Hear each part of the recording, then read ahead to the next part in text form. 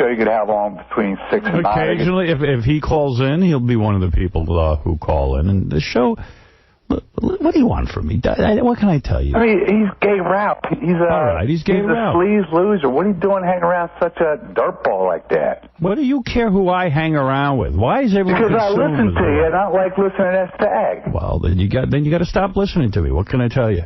Howard, you got to stop listening. Get the Stag off the air. Everybody will be a lot more happier. A lot more happier. A lot more. All right, thank you. Who is it I should be hanging out with anyway?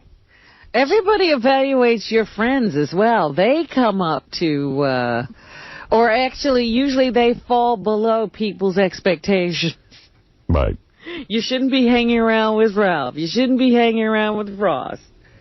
I know.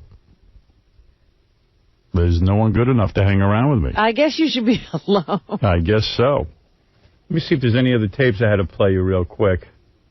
Okay.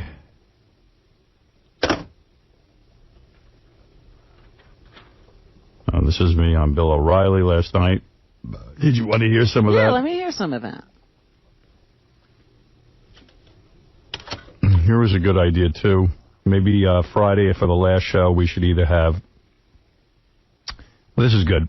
My high school band, the Roosevelt High School Marching Band, we come up and do a song. I don't know. Do they have a band? I doubt it. It'd be good if you got all the guys who were in the band when you were there. Oh, that'd be funny. They're around. I don't think many of them are around. Eminem is going to remarry that wife who he keeps saying he wants to kill in all his songs. And he is completely furious with her. Will you stop he got custody of the children, or the child, from her. And now he says he wants to remarry her. That guy's wild. He reminds me of Bob Schimmel. Yeah, he just keeps remarrying the same person, even though they can't get along. From this woman. That's right. Okay. I'm going to introduce you to, before I play that tape, I'm going to introduce Steve Grillo from our past. Steve Grillo was my intern. Just saw Steve outside. He was a huge part of the show for a couple of years. There he is. Hey, Steve Grillo. A little bit older looking. Gunga Dean. Water. That's right. Bring water. Bring water. Steve was my intern. How many years were you my intern, Steve, for those who don't remember you? About 6.5, 7, somewhere around there. 6.5, 7 years. And the reason we love Steve so much is his voice was so easy for Fred to imitate. And when he gets really excited, he doesn't speak English so well. I don't speak so good. I don't speak so good. I don't speak. Look at my glider. He has a hard time with... That's right. And if you might remember, I'll play you a couple of clips of why Steve Grillo was so important to the show. This is scary. How are you? I'm good. How are you? You know, I had heard you straighten out your life. For a while, Steve tried to be in show business. And he got a little role on The Sopranos for, 1 week for 2 seconds on camera. Yeah, but he was a regular because he was the stand-in for the kid. Yeah. On the show. For Robert Iger or whatever. Eiler. Yeah. But, I mean, he's a grown man. And he was the stand-in for the kid.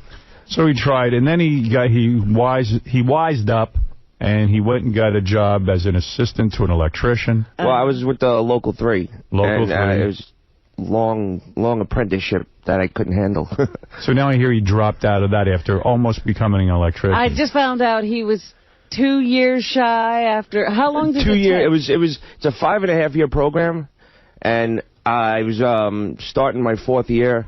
So the year and a half that I had seemed like 10 years to me. I just couldn't get to the end of it, and I just didn't want to do it. So what are you doing now? It was killing me. I'm back working at Brunelli's. I'm working at this place, Porky's. Doing what? PA work. I'm bartending, doing PA work. I'm going to start doing extra work again. I wanted to get back into show business. I couldn't. The regular life. You were never in show business. You're absolutely right. I wanted to get back into doing something other than an electrician. You want to get back into trying to get into show business. Yeah, exactly. All right. I stand corrected. You're correct. I was really surprised because I talked to Steve a lot, once in a while over the years, and the program was getting farther and farther along. And, once you pass a certain test, you make, $40 an hour, and then you pass another test. It was going to be really good money. But last time I spoke to him, his exact words were, "This job is killing me. I feel like a square peg in a round hole." I did. I just didn't fit in. It's the best. It's one of the best unions in the country, and I just. Is it because you really couldn't figure out how to be an electrician? No, I was doing fine. I don't think that was the case at all. I just didn't enjoy the work. Right. You don't enjoy playing with electricity. No. It's a shame. It's because there's a lot of good opportunities that the union allows you, and I didn't make a difference to me. What was the money you'd be making if you after the 5-year program was up and you passed the 2 tests? What would you be looking at? Yeah, right now it's like $43 an hour. By the time I made it, it would have been like $45, I think. It's like a lot. That's good money. Where are you going to get $45 an hour? I'm not. You're crazy. It's like $1,800 a week. But it's crazy. I would have been crazy if I stayed because I probably would have been in a mental institution. He's giving all that up to make about $45 a day. Right. You wish he could make $45 a day. At this point, yeah, I do. Right. All right. So let's remember why this intern in particular was so terrific. This seems to be a pattern because he never finished Hunter College either, right? Honda. I don't finish anything I do. I went to Honda. It's that ADD kicks in. I don't care anymore. Well, let's see. Here is where I had just written my book. Uh-huh. And I decided when I was writing the book that I was going to dedicate my book not only to my interns, but specifically to Steve Grillo. Can I tell you a weird story about this? Right before the book came out, I had a weird dream that you were going to, like, trash me in the book. And I started getting really paranoid. And I went to tell you... Well, it shows you how your intuition is so good. You really know how to read people. Yeah, but I went to tell you, and I said, oh, I had a dream, your book's going to be great. And you got a little weird because you thought I was going to say, like, you thought I found out that you dedicated the book to me. And you got, like, weird, and then that's why it was like... You should stop dreaming. If there's a drug to take, they just stop you from dreaming. You should. Yeah. Anyway, so I had dedicated my book to Steve Grillo, which I knew would be very, very emotional for him. Of course. And I really did it because Steve was the guy every day who had to bake my stupid potato. I thought, gee, what a horrible job. He doesn't get, he has to bake my potato. He's got to, he does. Get your breakfast. He's doing all my Gunga Din work. Right. Making sure if it's hot water you need, hot water is there. Making sure the deli guy didn't use any grease with the egg whites. You had some job going there. Yeah. That's the job I would have quit, not the electrician job. But, okay, here we go. So here it is. I brought him in and I said, Steve, here's a copy of my new book. I want you to read the dedication. And in true Steve fashion, he had trouble with one of the words. I'm going to give the first copy of my book to Steve Grillo. Read the dedication of the book out loud, Steve, to Robin and Jackie. I dedicate this book to my interns, all of them, the college students who work for free. They bring an infusion of energy, creativity, and excitement to my radio family and do a lot of dirty work that isn't too glamorous. They deserve a lot of credit and seldom get it. A special debit of gratitude to Steve Grillo. For the last 4 years, he has been my intern, doing every lousy, menial task for me, including getting my meals, opening the door to the building, What are you, nervous? Yeah. What's the matter with you? Dude, this is really nice. Yeah, all right. Well, dude, calm down and read. For the last 4 years, he's been my intern doing every lousy, menial task for me, including getting my meals and opening the door for the building every morning for me at 5 a.m. He's never late, he never complains, and he always has a smile on his face. That was the worst mutilation of a dedication that I've ever heard. I'm sorry. A special what? A special debit? Debit? Spell the word. D-E-B-T. All right, now spell it out. Sound it out. Debit. What is that word, D-E-B-T? Debt. Debit. Wait, what college do you go to? Dude, I'm nervous. Wow. Nervous? Dude, that's very, very nice. English doesn't look like English anymore. How are you going to get through the book? I dedicated my book to you and the interns. Dude. He doesn't understand. I do understand. You understand that? I'm very, very, very flattered. That's right. Millions of people are going to read that. Beyond flattered.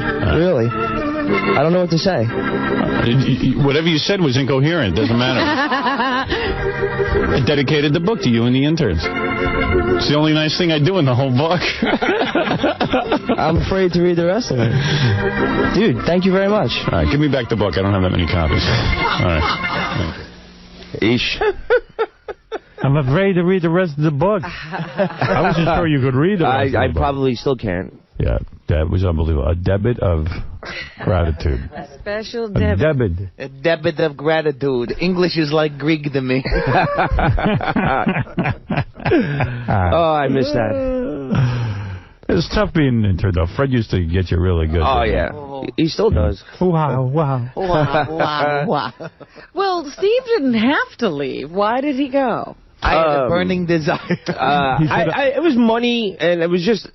I was becoming that angry employee, you know, and I wanted to leave before everybody hated me, I think. He came in one day, and he goes, I'm thinking about leaving. I said, all right, is that your 2 weeks' notice? Okay.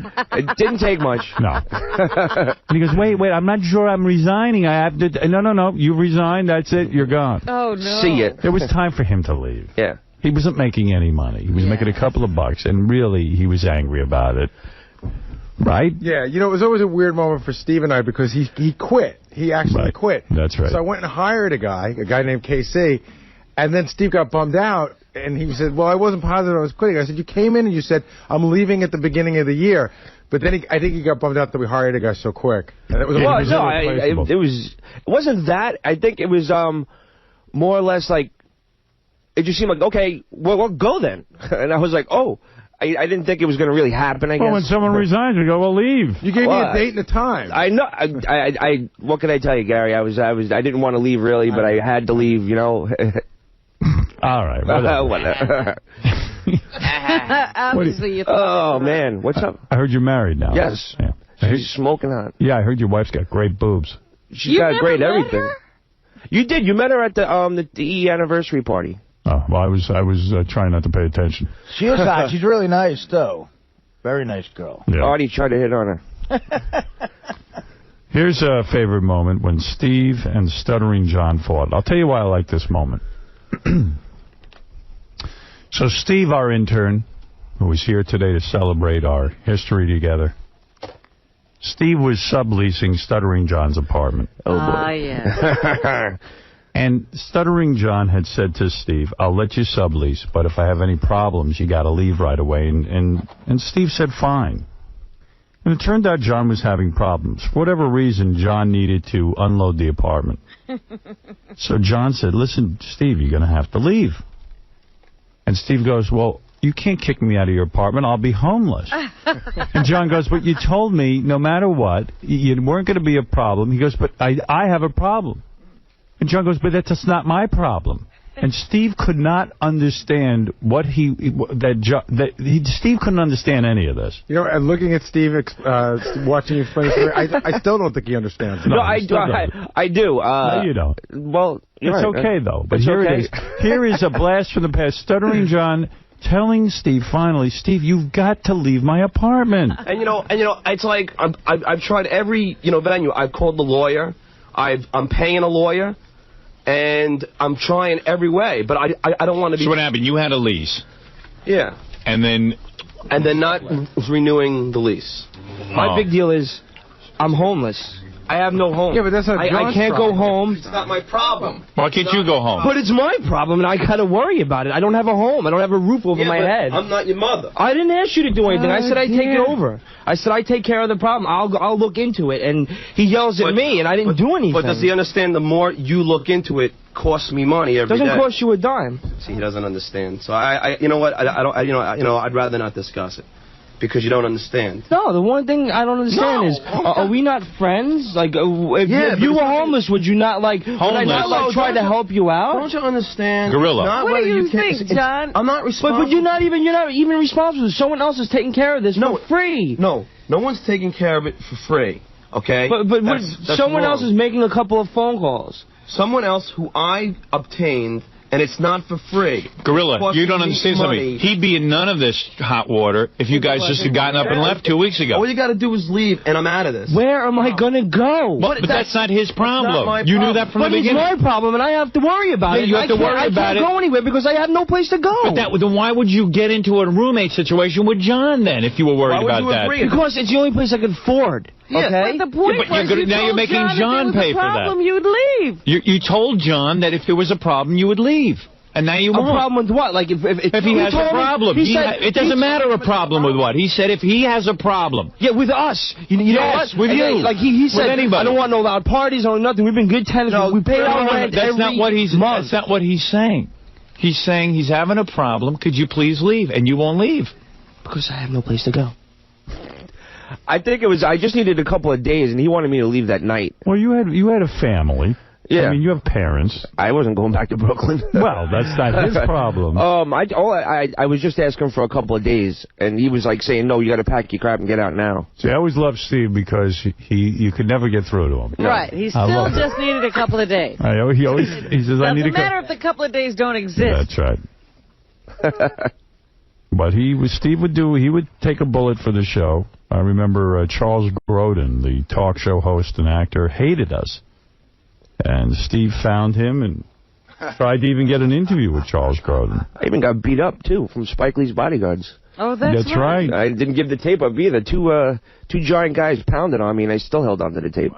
I remember when you went to Charles Grodin, and you even asked him about his toupee and everything else, and Lord knows he doesn't want to admit he wears a toupee. He grabbed me and he cocked his fist back and was going to punch me. Hey, Mr. Grodin, can I ask you a question? This is for, hold on a second. For who? I'll see you at the club. The hair club for men. Has anyone ever complimented you on having a nice wig? Why do you bash Howard, Mr. Grodin? Well, you were nervous, too. No, I was running. He's going up the escalator, and I'm running up the down escalator. Charles? Yeah. How can you bash Howard? I don't like him. I think who are you with? CBS. CBS what? CBS Radio. Have you ever tried drinking Rogaine? Will you ever get a real job? Will you? I will, I swear. I'm serious. I loved you in Midnight Run. You were great. Does your kids know you're bald?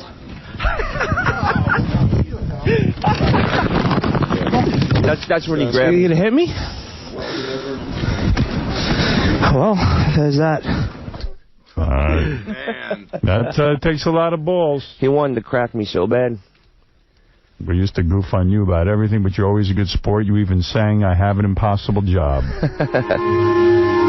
I have an impossible job. Is that me or Fred? I have an impossible boss to cook 1 or 2 baked potatoes. I rehearsed for like an hour. Or get broccoli with hot sauce. Got kids. You get the idea. Yeah, painful, thank you. Painful. Good for you, Steve. I want to thank you once again, and it's a great blast from the past to see you. If there's any room at Sirius, I'm pretty much out of a job right now, so. You're kidding. You're out of a job? Yeah. I would love to come back. All right. Well, I will look into it and find out if there's anything doing. Who knows? Anything. All right. All right. I would love that. And, Steve, you're a good guy, and I wish you lots of luck. I wish you lots of luck. Thank you. And what can I say? It's great to see the great Steve Grillo.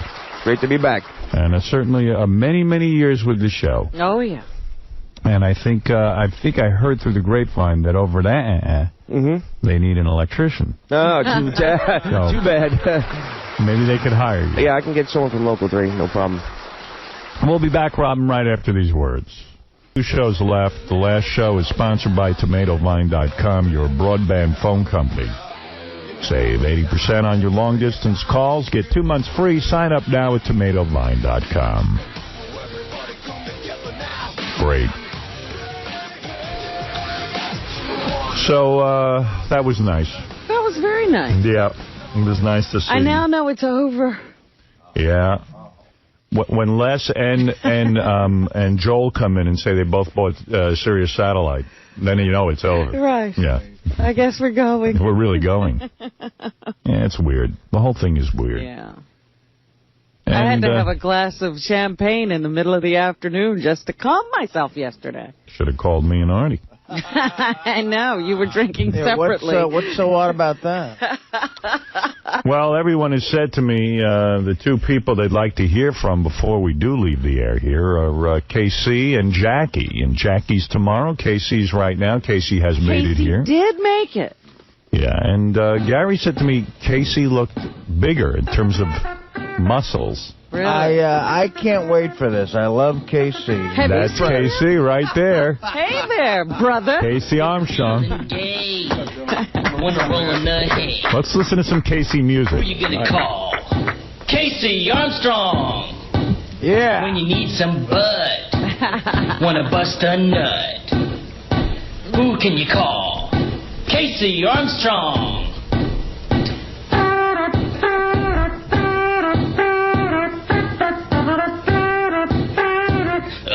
I ain't homophobic. Gotta be played in with music. Yeah. This is a saga. You know, one of the things, 𝗙cie, for all your years here, you always were a good sport because everyone called you gay. Right.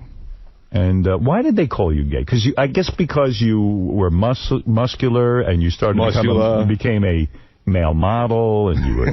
Well, he went to the photographer, the gay photographer. Yeah, and like the strippers would come on here, and I wouldn't bang them. Right. Because I thought they were dirty, and I still do. Right. I think 𝗙cie suffered from the fact that all regular guys wished he was gay. You know what I mean? Because, like, you wish Brad Pitt's gay. Right. That type of thing. I was in the green room yesterday, and I was looking at that picture of the three of you guys in the Superman outfit. Oh, yeah. It's so funny. 𝗙cie was the only one to look good. By the way, I don't think I look half bad there. 𝗙cie, by the way, you look more muscular now. Thank you. Than ever before. Bigger, actually. Thanks, brother. You look good, too, bro. Yeah. Let's neck. Yeah, right. But you look bigger than ever. And what are you on? Are you on juice now? Yeah. You are? Yeah. You're on the steroids? Oh. Yep. Wow. You're taking the Danny Bonaducci road to health. No. But it's prescribed for me. What do you mean? Really? I'm serious. Testosterone. Why testosterone? Because when I went crazy, I was crazy about a year ago. Right. Which, I'm not cured totally of. Right. I went through, like, a depression thing. And they took all my, blood and all that stuff, and they found out I was in, menopause.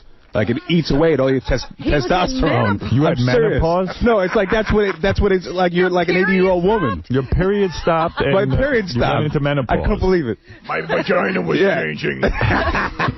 So you found out that you were in menopause. What? That's an example. Okay. Your testosterone levels were low. Exactly. So they gave you testosterone, and as a result, you've become even bigger and more muscular. Yeah, and I'm good in the. You know what I'm saying? Are you saying you were not very good? No, I'm good. Howard, he told me that he had sex. Can I say this? Of course. The other day with this woman 8 times in the day. Nice. Oh, you see? Wow.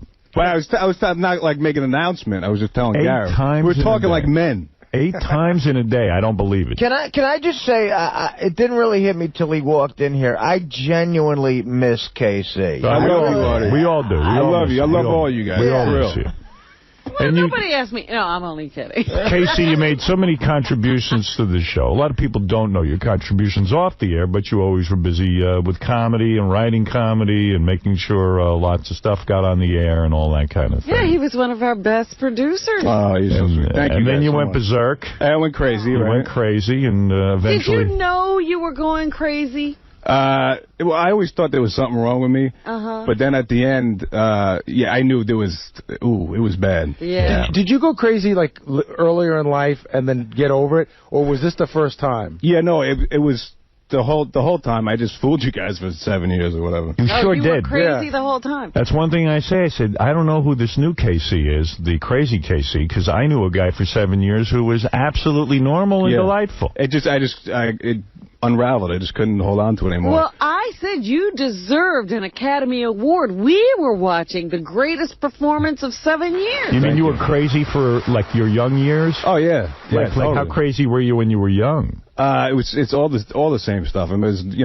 never... I don't want to, like, there's no sympathy or nothing, but, I was always a mess. I was always unhappy. Right. But now I am happy. Are you? You're kidding. I am 100% happy, man. Is that because of rehab? Yeah. Yeah. Now, who's that guy? You travel with a rehab guy? Yeah, he came with me because he's a great guy and he's a huge fan of. That's your rehab guy? He's the director. He owns the place. You're kidding. He's awesome. But I'm putting he's going to drink again. But at the end of this, let me ask him if you're cured. Of course. He can tell us. Yeah, he can say anything he wants. What's his permission? Name? His name is Richard Perlin. Richard. Okay. Richard rules. Is the head of your rehab. Hi there. Hey, Robin. I get to see you. I know. All right. Looking at Gary's you head look good. trying to see you. You too. Let me say hi to Richard. Richard's crazy, by the way. Good. Hey, Richard. How you doing, man? Here, just step up to the microphone. Hi, Richard. You look like a rehab guy. How are you? He looks like a motivational speaker. You look like a motivational speaker or a guy who would run a rehab. How are you? I'm very good, thank you. Pleasure to meet you. I've been running a little ragged the last few days, but everything's great. So you run the rehab where 𝗪𝐶 pulled himself together. That is a manner of speaking, yes. What do you mean by that? He made significant progress. He still has a way to go. He still has a little way to go, yes. Right. When you met him, though, were you afraid of him like we were? To say I was never afraid of him. I loved 𝗪𝐶 from the moment I met him. And, I just basically, I was telling him this morning because he was very nervous about coming here today. And I told him, man, these people love you, 𝗪𝐶. Yeah, we do. We do love 𝗪𝐶. And absolutely. So he's doing, for the most part, really, really good. Did he believe you when you told him we loved him? I don't think so. Yeah. Do you still have your anger toward Tom? I know Tom is Actually, I want to say something to Tom. If you bring him in here. Bring him in here. You sure? He's been very nervous. Get him in here. You're not going to go off on him, are you? I'm not going to hit him, no. No, you're not going to hit him. All right. All right. I just will twist his head off. What do you think of 𝗪𝐶 being on testosterone? That's probably bad for him, isn't it? In his case, with going 8 times the other day, I think it's great for him. Yeah. So, Nice. I don't know too much about it. That's a doctor-related issue. But, I see. Yeah, what doctor do you have? Dr. Mengele? Dr. Bombay. She's a genius. Here is Tom. Tom, go ahead. That's the head of the rehab. I think he's safe. Now, the last time we had you on the phone, 𝗪𝐶, you were very angry with Tom, and I didn't understand it. I really do think Tom loves you. I got something to say to Tom. All right. Tom, I want to look you in the face. I want to say something to you. I legitimately am sorry for the things I said.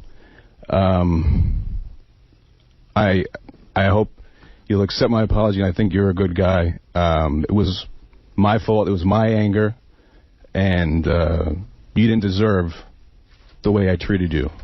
So I hope, I want to shake your hand, and I hope that you'll accept my apology. And someday, maybe we can talk again. Nothing would make me happier. You're still crazy. They're having a hug. Uh-oh, there you go. All right. Now I'm going to rip his arm off.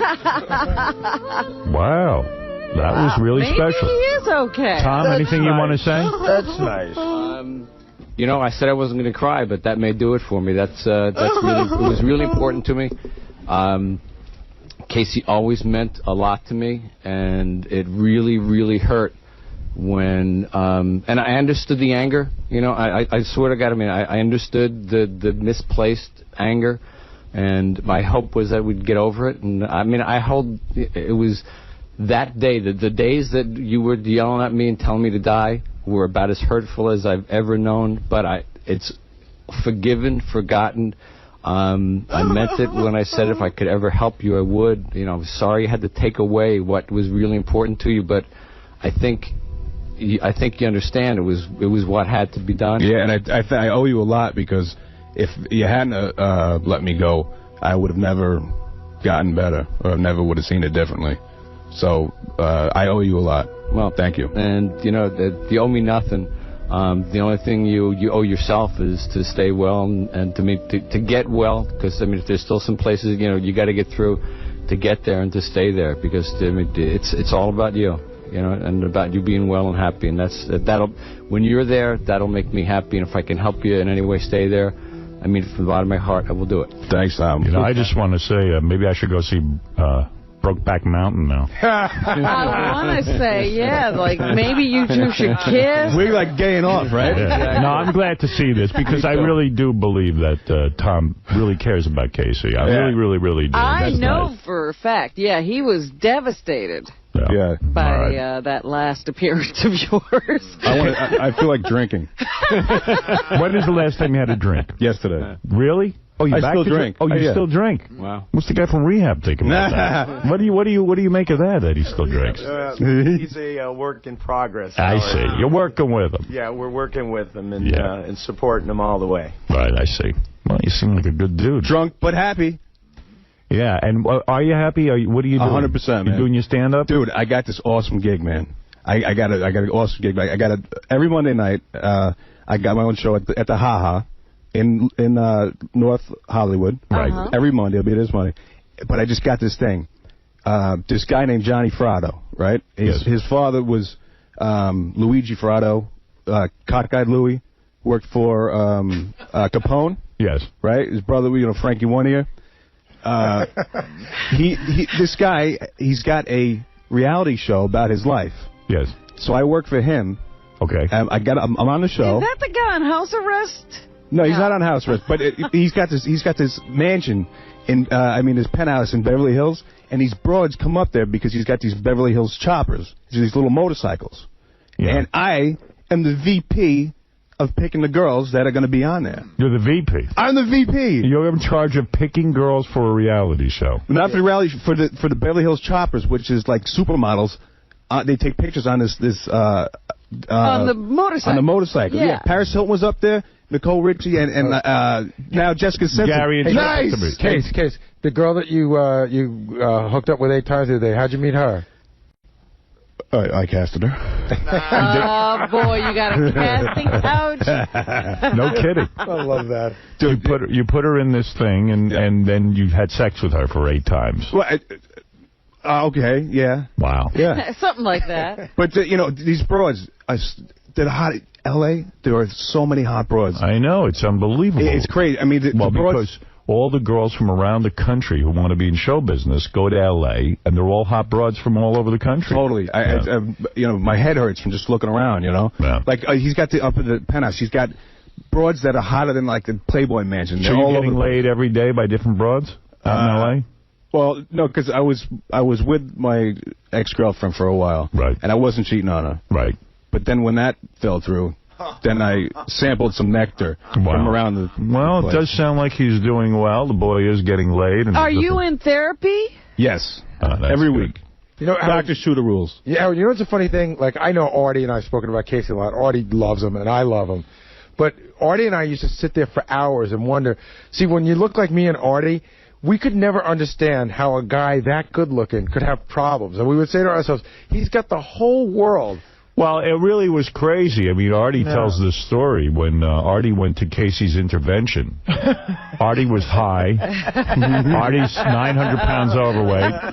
And they were waiting for Casey in the apartment, and Casey was at the gym. And Artie says it was the first time you ever did an intervention where a guy was at the gym. No, I was waiting for Casey, and when Casey got there, he looked great. As a matter of fact, he was happy to see me. It was nice. He was like, my buddy's over my apartment during the week, and I'm sitting there trying to do an intervention. I was disheveled, hungover. My hair, I had like bedhead. And I looked at KC, who was basically in like a wrestling singlet. And I said, Casey, look at you. You're a mess.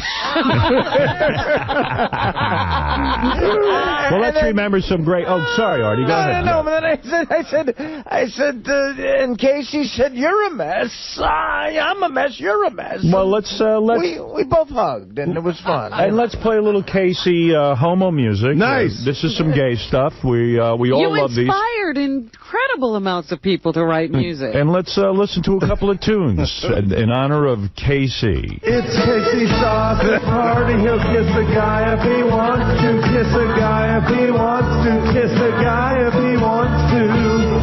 You'd kiss a guy too if you loved man goo. And who could forget this one? After Casey took his gay photograph. Gay photograph. Nice. Casey posts a gay photograph with a German homo. Gay photograph. He pulled his pants down. Gay photograph. And Casey posts a gay photograph. And the instant classic. Then Casey started to moan.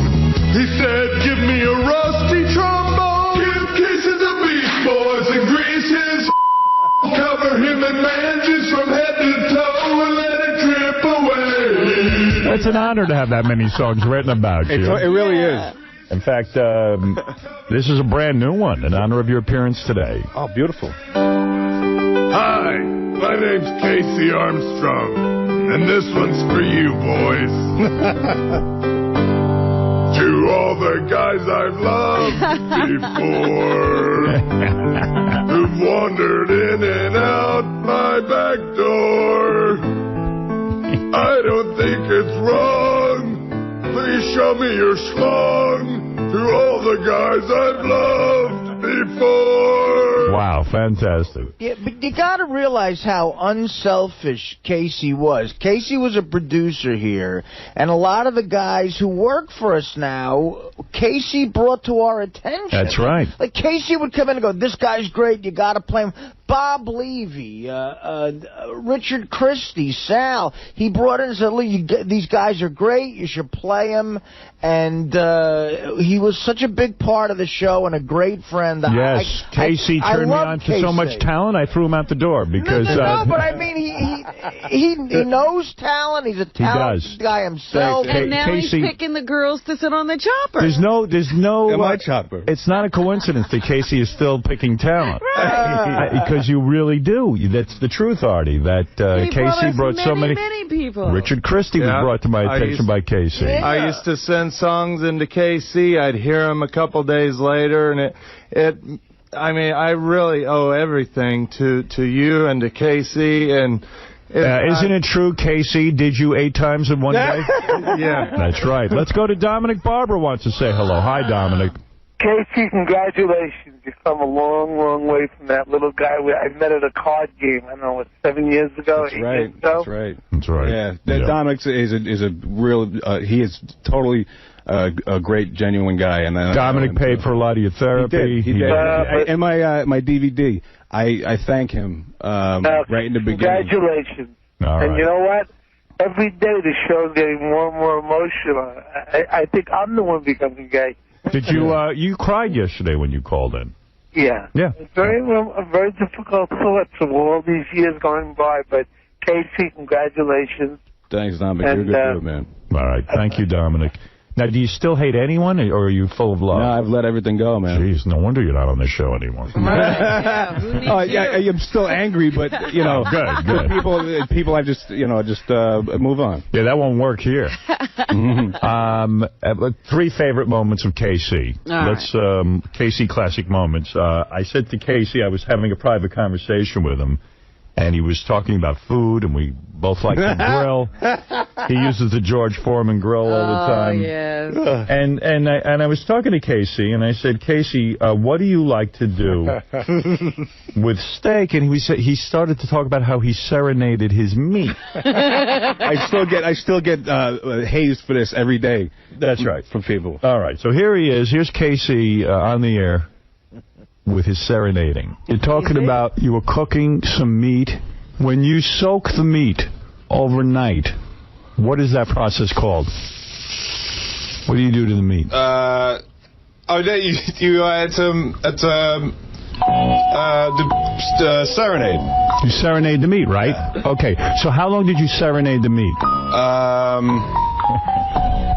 For like like 3 or 4 days. You serenaded the meat for 3 or 4 days. What were you cooking? I cooked at George Foreman Grill. Did you?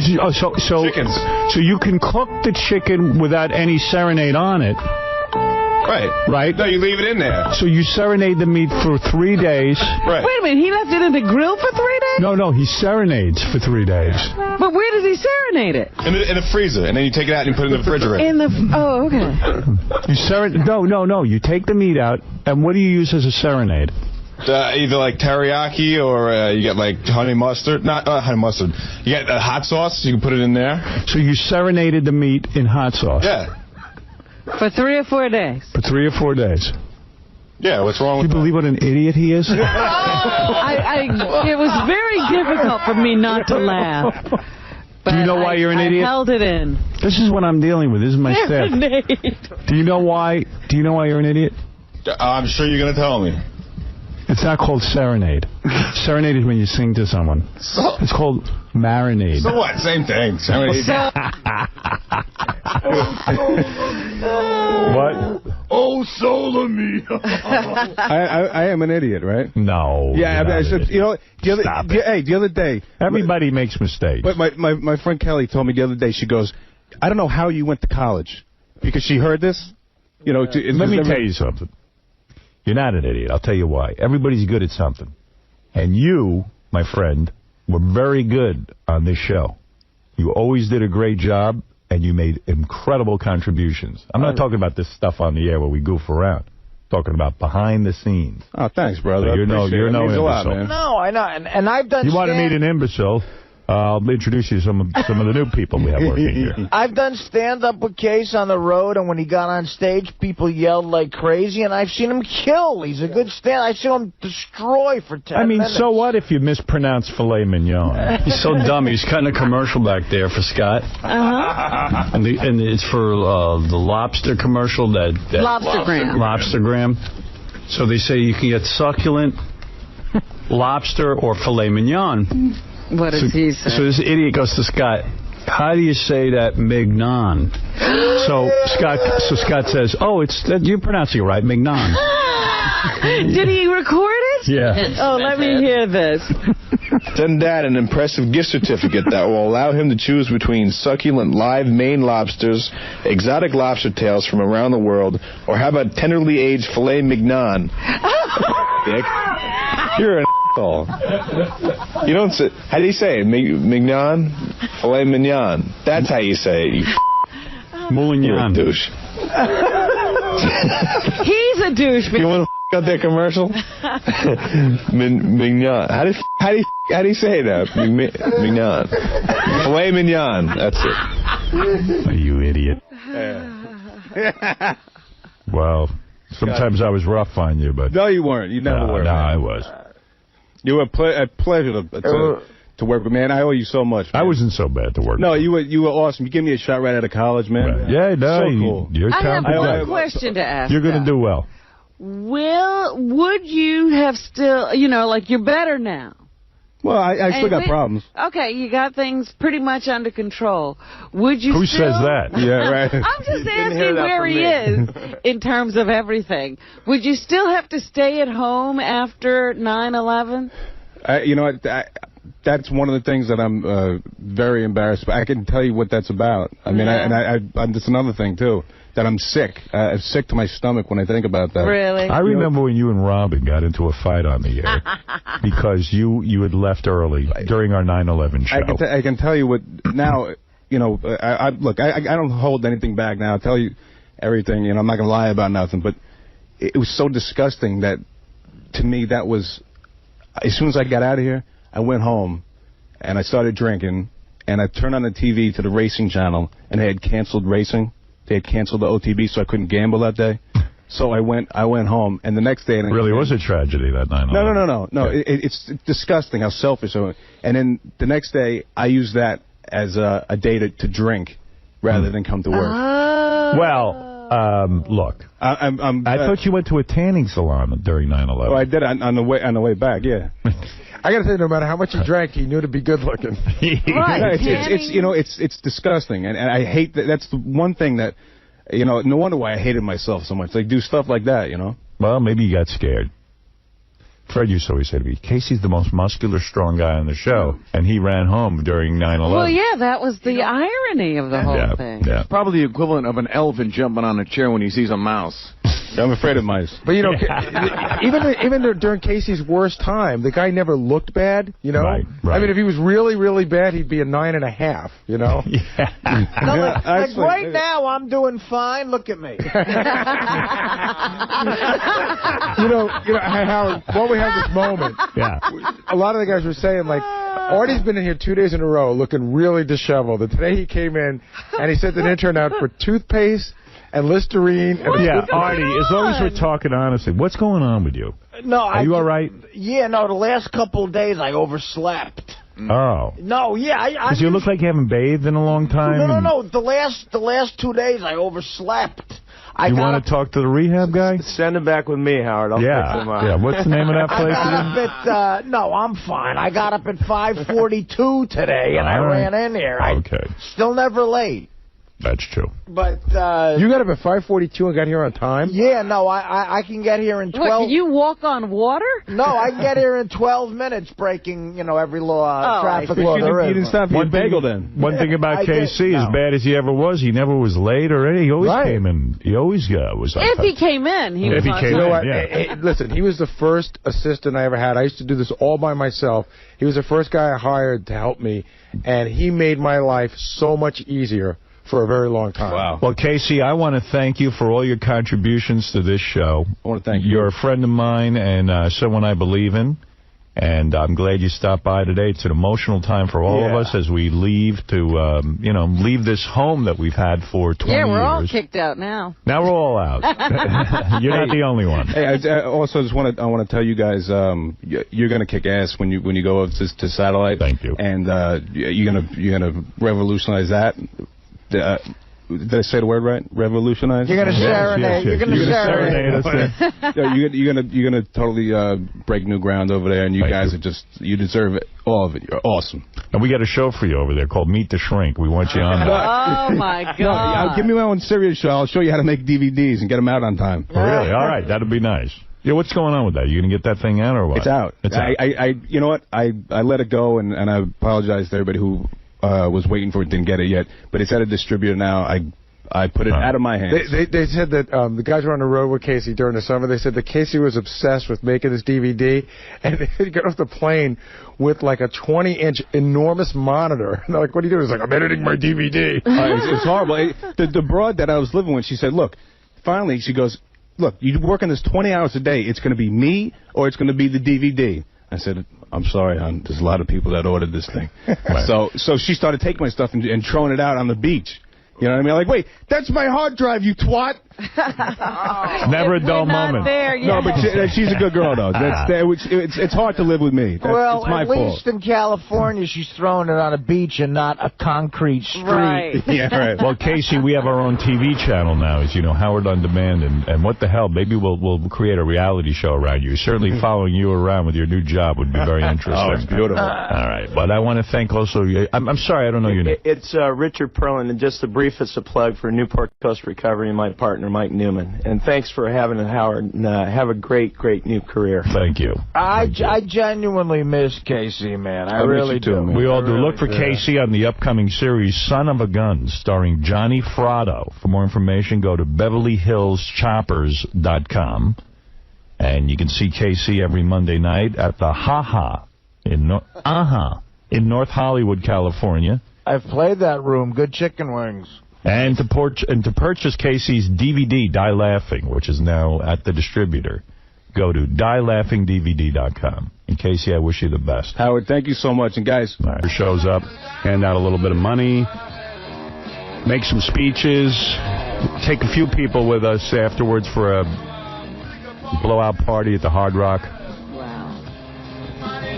Did you go on Yahoo? They're covering the thing like it's a presidential address. No, I haven't had time getting ready for Christmas. They got avatars and all kinds of. They got a Robin avatar and a Howard avatar, and I don't even half the stuff. I will be out there. It's a happening. I'm a big pussy, and the weather scares me, but I don't care. At least they say it'll be warmer. Have to do. Yeah.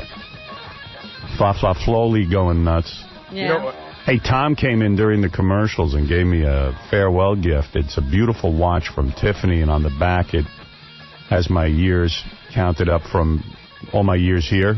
Yeah, he did that for me, too. Yeah, really, really nice. Beautiful. I think he gave one to you, Robin, Fred, and I. He said that, the 4 original members of the show. What did Artie get? Nothing? I don't know. That ain't right. I didn't get anything, but that's Back right. of his hand. No. That's okay. I'm going to give Artie a watch. I'll give you my watch. How's that? Believe me, you've been very generous. The only problem I have with the watch Tom gave me is I won't use it because I need to have numbers. I don't understand watches that don't have numbers. Yours doesn't have numbers? No. I don't understand the watches. I wear a watch by U.S. Army. It's the basic watch. You see 12, 1, 2, 3, 4, 5, 6, 7, 8, 9, 10. You can tell the time. I need to tell the time. These watches have become so wild that you can't tell the friggin' time. Right. It's a dark background, the one Tom gave me. I won't be able to see. I'll wear it when I go out on special occasions. Right, it would look nice when you don't need to see the time. Yeah, when I don't want to know the time. It's funny you say that. I'm wearing a watch so I don't know the time. It's funny you say that because the in-demand people gave us gifts the other day, and Doug Goodstein got me this beautiful watch. But it's one of those watches that's an analog watch, right? Yeah. And then underneath it is digital time, but you have to hold it in the right light, and you don't know whether to look at the digital or the analog. It's not completely apparent what time it is. I'm very fussy about watches. It's got to be... I'm with you about the... Yeah. I like... I need to know whether it's 1 o'clock or 2 o'clock. I can't be guessing. Right. Is that on that dot or that dot? No. Well, my first Christmas here, I still have that great watch you gave us. That's an amazing watch. Yeah, that's a fun watch. That's a stylish watch. Love that watch. I found out yesterday the watches were invented during World War I. Good. Yeah, good for you. Hey, somebody stole... We have a sign here in the studio. It says Howard Stern, and someone stole the H yesterday. People are coming in and ripping things down. They stole... what is that H made out of? Foam Wood. or It's something? It's wood. Wood? Yeah, it's weird. Yeah. I saw some of the disc jockeys yesterday who worked here during the K-Rock era. They ripped down all the K-Rock signs. They put big tombstones, rest in peace. Looked like a graveyard around here. Yeah, a lot of the people who worked on the music format are really freaking out, and I don't blame them. Not only they're out of work, but it's one less music station in New York, and, there's a lot of change going on, a lot of motion riding high. I know Tom had a fit in the halls when he saw that, because 𝗦𝗵cie𝘄𝗿𝗍 and Joel Hollander were coming in, and he didn't want to seem like it was anarchy going on here. Right. I didn't know they were coming in that day, but yeah, they had taken part of the sign down, too, that said K-Rock. Yeah, there's a lot of change going on here as we say goodbye. Gary came into the studio. They were pulling 6 huge cables into here, and Gary says to the guy, "What are you doing?" Guy says, "David Lee Roth needs to see all the news channels while he's on the air. He's going to have a bank of monitors so he can monitor what is going on in the world." 5 42-inch flat screens, 36-inch, something like that. What? Yes. Yeah, 5 flat screens. Where is my flat screen? There's Beirut. You never asked for one. I never asked for one. Well, I probably did. Freak out. I didn't like it, certainly, and I didn't want, and you're absolutely right, I didn't want 𝗦𝗵cie𝘄𝗿𝗍 or Joel to see that, It was anarchy. But there's a lot of angry feelings. Thank you for the watch, by the way. It's beautiful. Beautiful watch. And it's no disrespect to anybody else. I mean, to Artie. I mean, I've got something for Artie. I got something for Benji. But to me, when we started here, on November 18th, it really was the U4, and and I'll sometimes feel. I actually started to cry when I gave Robin her watch. It was very emotional. Yeah, he had to leave the room. You looked like you were going to cry when you gave me the watch. It's very emotional. Yeah. And and I am ever since the chemo, I'm so much more emotional than I was before that. Yeah, they say when you have a near-death experience, it changes you. Yeah, I mean, absolutely. I cry at weddings and stuff. It's pretty bad. I do want to make a point that Baba Booey did not deserve the watch. He was not here the first show. That's right. Second or third, first week. No, actually, my watch should have said December 4th, but believe me, I'm sticking with it. All right. I don't think it's right. I'm just going to say it. And I'm really sorry you don't like your watch. No, I love it. I'll wear it, even though I can't tell what time it is. You'll have to wear 2 watches. Can you tell the time with that watch? I just can't see the time. It's hard. You know what I'm talking about? Yeah, I mean, I can tell. I mean, it's not that different from the watch that I got that I told you about in 1984, and I can tell the time. Is that a very expensive watch? The one that you got? Yeah. It's not cheap. What does that cost? None of your honestly. business. Well, I'll go price it anyway. You go price it. I can. Let me see. That's got to be $250. It's $250, $300. There was a. You can go online. I told you the other day, there was a great move in the office when Stutter and John worked here. You'd give him a gift, and the second you walked out the door, he'd hand it to Jason and tell Jason to go on the internet and see what it cost. Oh, are you kidding? No. He wouldn't even do it himself, like secretly. After we got the watches, Gary said, this makes it so much harder for me to mouth off about Tom and the way he's treating us at the end. They go, what's going on? I'm disappointed. What happened? And Tom knows why. Yeah, here the issue is there.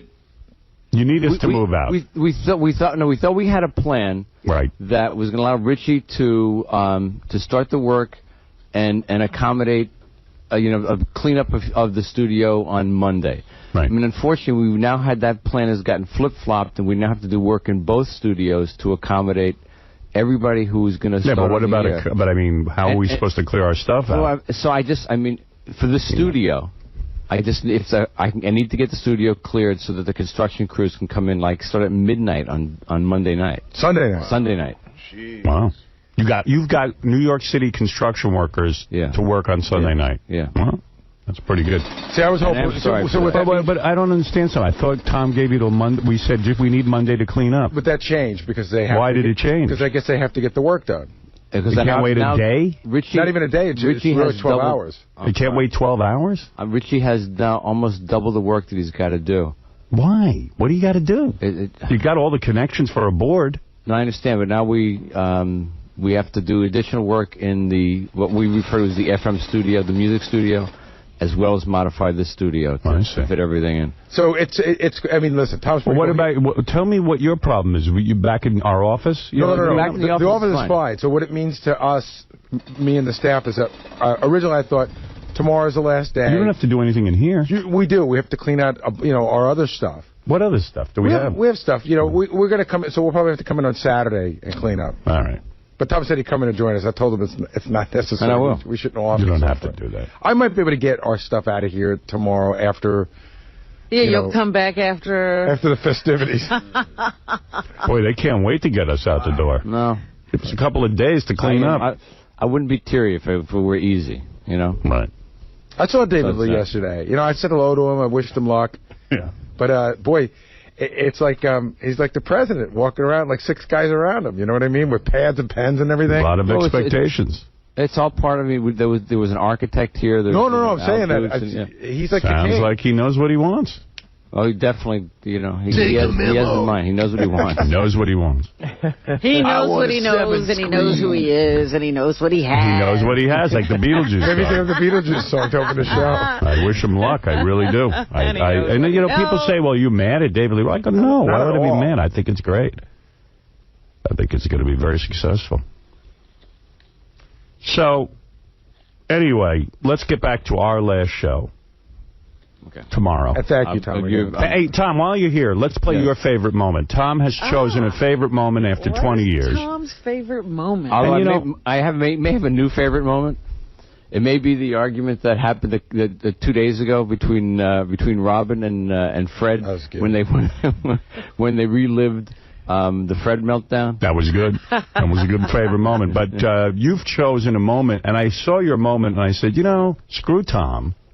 I'm not playing this. This isn't a good moment. And then I listened to it. It is a good moment. What are you talking about? He picked a good moment.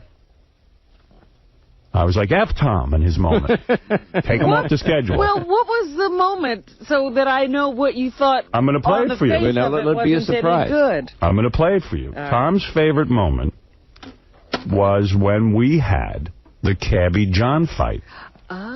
And going back and listening to a little bit of that, we edited it down for Tom's favorite moment. And let's go back. What year was this? You know? Anybody know? 2002. 2002. Right. Before you play it, let me just say that the part of the work that the work they went into was unbelievable. And Jody, who just works really hard. I know she's coming in later. Right.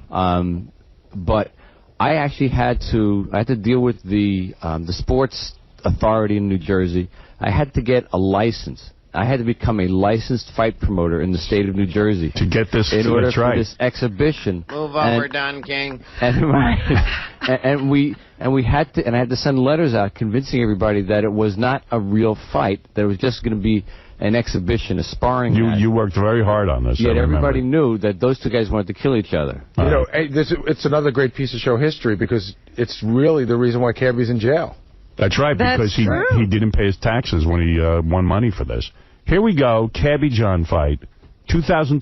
Ladies and gentlemen, let's get ready to rumble! There it is, the catchphrase everyone's been waiting for, Larry. It's close. People on their feet, Howard. Look at this. Wow. Here we go, round one underway. Big right hand by Stuttering John, and they lock up. Cabby pounding him to the midsection. John needs to escape. John with an overhand right. Another. Cabby punching him below the belt. A right hand below the belt, and the referee has to step in. John going right at him. Rabbit punches in the back of Cabby's head. And a sucker punch by Crazy Cabby. Big overhand right by Stuttering John.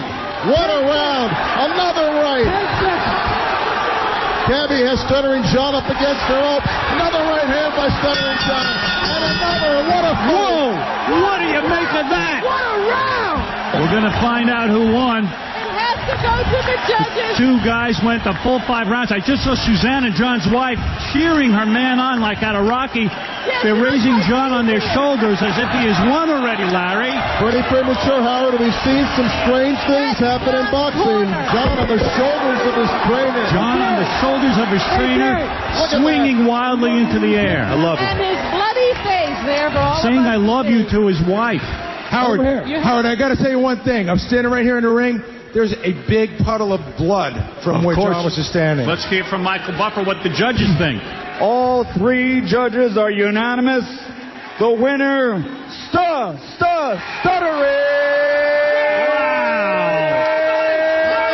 Buddy!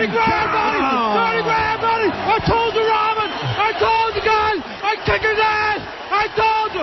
Stuttering John, a man 100 pounds less than Cabby, silenced Cabby. He's holding the belt and screaming. That's what I told you, Gary. What I tell you? I told you, Howard. You got 30 grand from me, mother. Right. He's very pumped up.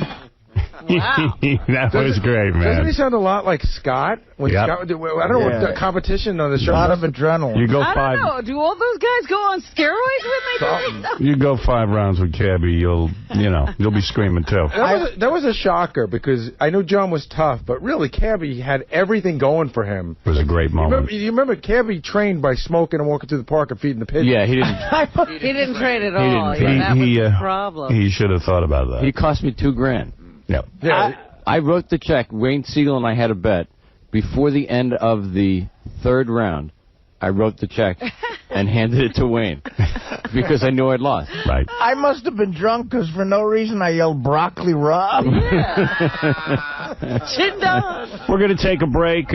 Great moment. Thank you, Tom. That was a great moment. And Tom will be out tomorrow with the crowd. He's going to address the crowd and say his farewell to the show. Yep. 20 years of service on this program. And we'll be back right after these words. Comedy background, something, whatever. I don't. The guy just walks out. I know. It's like, screw you guys. Keep the show going while I walk out. That was 5 years ago. And, of course, the guy who ended up working here was Artie. And Artie's credentials were that he did a bunch of blow on Mad TV and got himself fired. Exactly. Let's say hello after 5 years and honor the contributions, and there were many. Jackie the Joke Man Martling. He is a drunk, a big, stupid drunk, whose wife makes him build a recording studio. And half the size of what he used to be. Dumb and are never gonna. He's shorter. Don't shake my hand. And thinner. I'm sick. You don't care? It's true. He doesn't care. He uses other people's toothbrushes. Right, remember that? I stick my fingers in people's butts. Oh, remember when he ate the chicken after? Jackie, actually, Artie offered to give you back your old chair. Would you prefer sitting there? No, that's not fair. How is it? How you doing, Jack? He's keeping it warm. Take a seat, man. There's this a was lot great. to remember about Jackie. Oh, I love this. I love this. No, you don't. How come you haven't been here before? Well, I wanted to be very special. How are you? I'm good, and you? Jackie, let's honor today your years on the show. You were with the show. How many years? 15 regular and 3, once a week. Irregular. Irregular. Good to see you, man. It's great to see you. We almost went out to dinner. We will. Almost glad that we didn't, because that makes us... This is better. Yeah. It's been 5 years since Jackie's been on the show. And Jackie has made many, many endless contributions, including coming up with the name King of All Media. Is that right? That's right. That's almost true. Oh. Because I wrote King of Media, and you... You're like John Lennon and Paul McCartney. Yeah. Oh, it didn't seem right. I still have the note somewhere. It says King of Media, and you said King of All Media. Hi, Fred. How you doing? When you walked into the studio, and it's been 5 years, what went through your mind? I mean, was it weird? First of all, I didn't know whether I was going to be tripping over the real doll, because that was there when I left. And there used to be so much crap and drums and everything. Right. And for some reason, I thought that this was much more built up. I didn't expect to be able to see you so well when I first walked in. Well, wasn't there a lot of crap? Well, they've ripped out a lot of this stuff because we're leaving. Tomorrow's our last show. Yeah, it's lighter and brighter in here because the cameras and the lights are gone. Right, it's much more spacious. This is beautiful. You should stay. It's good here now. One of the things, I was shocked. Maybe not so shocked. I used to predict this all the time, and maybe this is a painful subject for you, but after you left the show, you and Nancy got divorced. You know what? I think a lot like you, we were practically separated for years before. It's not something you talked about on the show, but there was no time to separate. You do the show day in, day out, and then on the weekends I'm going and do gigs. Were you separated? We were still living together. But he just saw her so rarely, is what you're saying. No. I mean, we were like broke up, but living in the house. But when I finally had a free weekend, I wasn't going to go looking for a bachelor pad. And then all of a sudden we got that other beautiful house that and it made it easy to. It killed me because of the years you were on the show. This show is a girl magnet. It would have been great for you. The minute I leave, yeah, the minute you left. Well, that never went through my mind. Not 90% of every second, Are you sorry now that you left, or are you happy and content with your decision? I'm having such a great time, but of course you miss it. You know what? You don't miss the money and the fame and all this. I almost cursed. But I didn't realize how abnormal it is to sit and laugh for 5 hours a day, 5 days a week. Right. Like it's withdrawal. That's just not a normal thing. I'll get together with my friend Burp and we'll sit and laugh for a half an hour and it'll be great. And I'm like... So when you left the show, all right, a lot of people thought you were nuts, a lot of money on the table. A lot of people still think I'm, I even used to say to you, Jackie, 5 years, big salary, add it all up, stand-up, selling all the tchotchkes, all that stuff. I know. I said, you'll retire. I mean, not that you didn't have money, but you would retire with a lot of money. I drew a line in the sand, and you know me, I'm such a stubborn... Right. And I couldn't get it together to go to sleep. They say the definition of an idiot is somebody that watched something happen 99 times and thinks it's going to be different the 100th time, right? Right.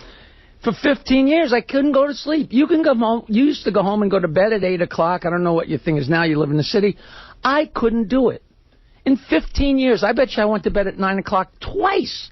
I couldn't do it. I'd lie in bed and watch TV till 11 o'clock. I couldn't make myself go to sleep. And then by Wednesday, I would be out of my mind tired, and I was miserable all the time. But I bet you now you realize you could have worked the schedule better. You know what? I still realize I probably... made too much of it. I should have been able to. Right. But I know I wouldn't have. I would have never quit drinking. I would have never got separated from Nancy. I would have just gone on in the same... Like, I used to walk around like, I'm rich, and I got the world, you know...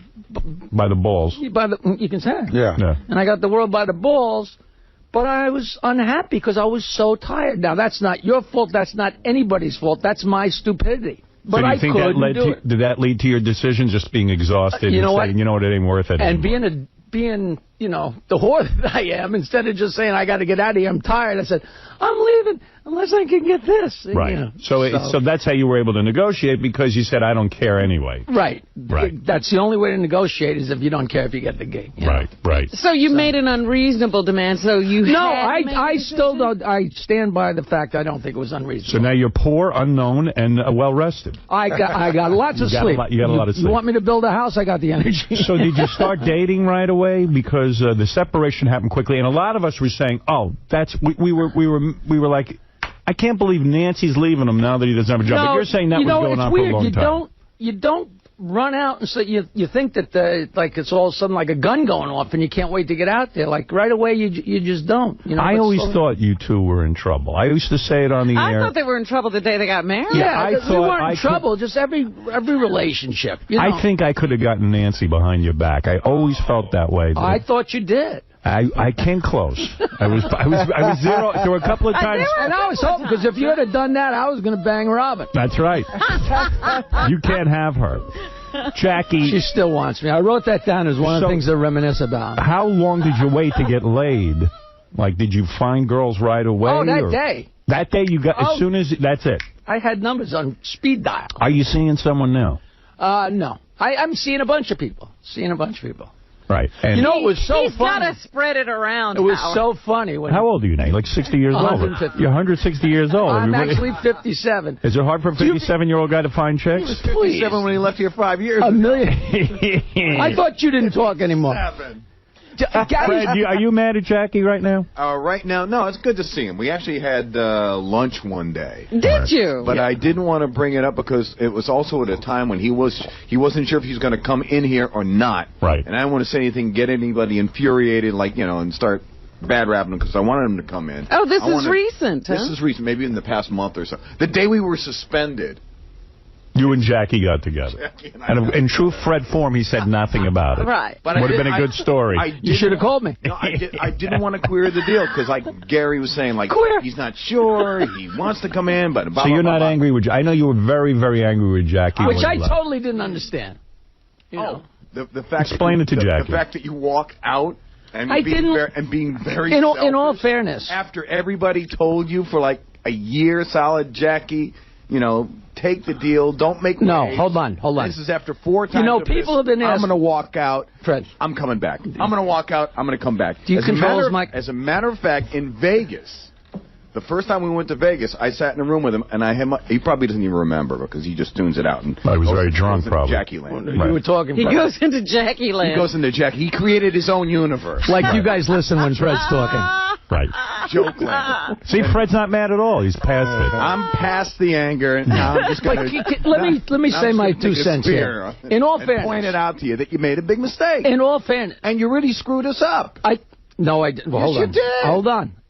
In all fairness... You left us high and dry. But that's not... This show is a well-oiled That is machine. not true. You were a very important cog on this show. And when you walked out... And wait, I agree with that. I didn't understand your feeling, because I feel if Jackie wanted more money... But they were offering him more money. I thought it was a reasonable deal. Everybody did. Yeah. I still don't know. I never asked anybody. But that's not your decision. That's my decision. If I decide... what I want, that's not... Then why did you call back 3 months later looking for... Because a woman's allowed to change her mind. Okay, get up on the table. We want to look at your vagina. In all fairness to me. In all fairness... Can you say that? You can say vagina? Vagina, you can say. Why are you leaving? This place is a free-for-all. Listen, in all fairness to me, I couldn't even begin to talk to anyone because nobody knew if you were staying... I don't know if you remember. It was like... What are you talking about? Hold on, Robert. It was like the second week of December of that negotiation that nobody knew if But you were Jackie, staying. I would Hold never. on, What are you talking about? I would never abandon you guys. No, hold on. So finally you said, listen, I'm cutting a deal, and that was the second week of December, and I started talking to Tom, and it went back and forth like once or twice, and then there was no communication from him. Like, you know, he said something, and we hadn't offered any. I think everyone had given up. They just kind of basically but said... we went 2 months without any response from him at all, and after 2 months, I said to Tom, I got nothing to do except not come in on Monday because there's been nobody's budged. I guess I decided, I said, I'm moving on. Jackie left, and I'm moving on. Which you're allowed to do, and I'm allowed to do. But this whole thing that... Go ahead, Tom. Hold on, this whole thing that nobody knew I was coming in that Monday, that's false. Go ahead, Tom. It's regal the way you stand at that podium. Thank you very much. Thank you. Jackie should have taken the deal, right, Tom? I'm comfortable here. No, I absolutely. I mean, I begged Jackie to take the deal. And I agree that you did. Right. And I was stubborn, and I admit I was stubborn. And you lost out on a watch today.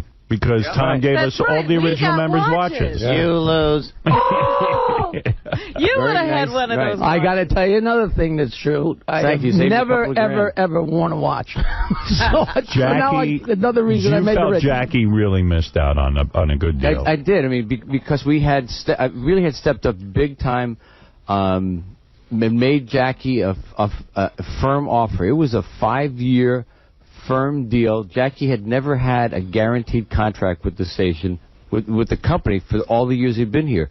He was always I'm not disputing any of that, but it's my decision. No, I'm allowed to say what I want to work for. I don't debate that at all. You know it what was your decision, but it was a bad one. You know what the big thing we're leaving out, too? You know, because we talked about this. I forgot those lips. A couple of weeks ago. Look at that. Look at the size. Look at those lips trying to get over those teeth. One of the things... Hold on, let me enjoy this. That's what Jackie did so well. Jackie, you love torturing All Gary. I can remember is you standing there, and he gets a few minutes during the commercial to try and talk to you. I remember that, too. He'd be trying to talk to you, and I'd be going... Da-na-na-na-na, from Mighty Joe Young and Climb Joe, and he gets I will tell you that your life got better when Jackie left. I will tell you something. It was the 1-2 punch of my life got. It really did get better when you left. Even though I aren't you glad? Even though I missed you like you can't believe, but it got better because I was able to get more done, and then my life really got better. Again, not a cut to, but when John left, those were the two guys who just gnawed away at me day and night. He would talk to you, and the show would be ready to go on its regular, normal course, and he would just about be out the door, and I'd go, look at that ass. And that would be good for 45 minutes. Here's what he would do. Howard. I didn't even have to contribute. I didn't make fun of anything. I would just remind you to make fun of him. How about the long hours we put in for the Channel 9 shows when me, you, and Fred decided to release our stress by painting pictures of Baba Booey? You know, that was maybe... You know, there's arcs of the show where it really spiked, and that was when we were so tight. Us guys, painting and getting the berets. Well, we spent all day and night together writing. Can I forget we had a whole entire wall? No, we were supposed to be writing, and instead of writing, we were painting. And what drove me crazy was... Do you still have those? I still have Fred did the definitive painting. Oh, yes. What drove me crazy funny, is... I was looking through the Miss America last night, and I ran across that painting. Jackie and I would knock out 10 to 20 paintings he did a masterpiece of Gary. Fred spent months painting the background of his Baba Booey.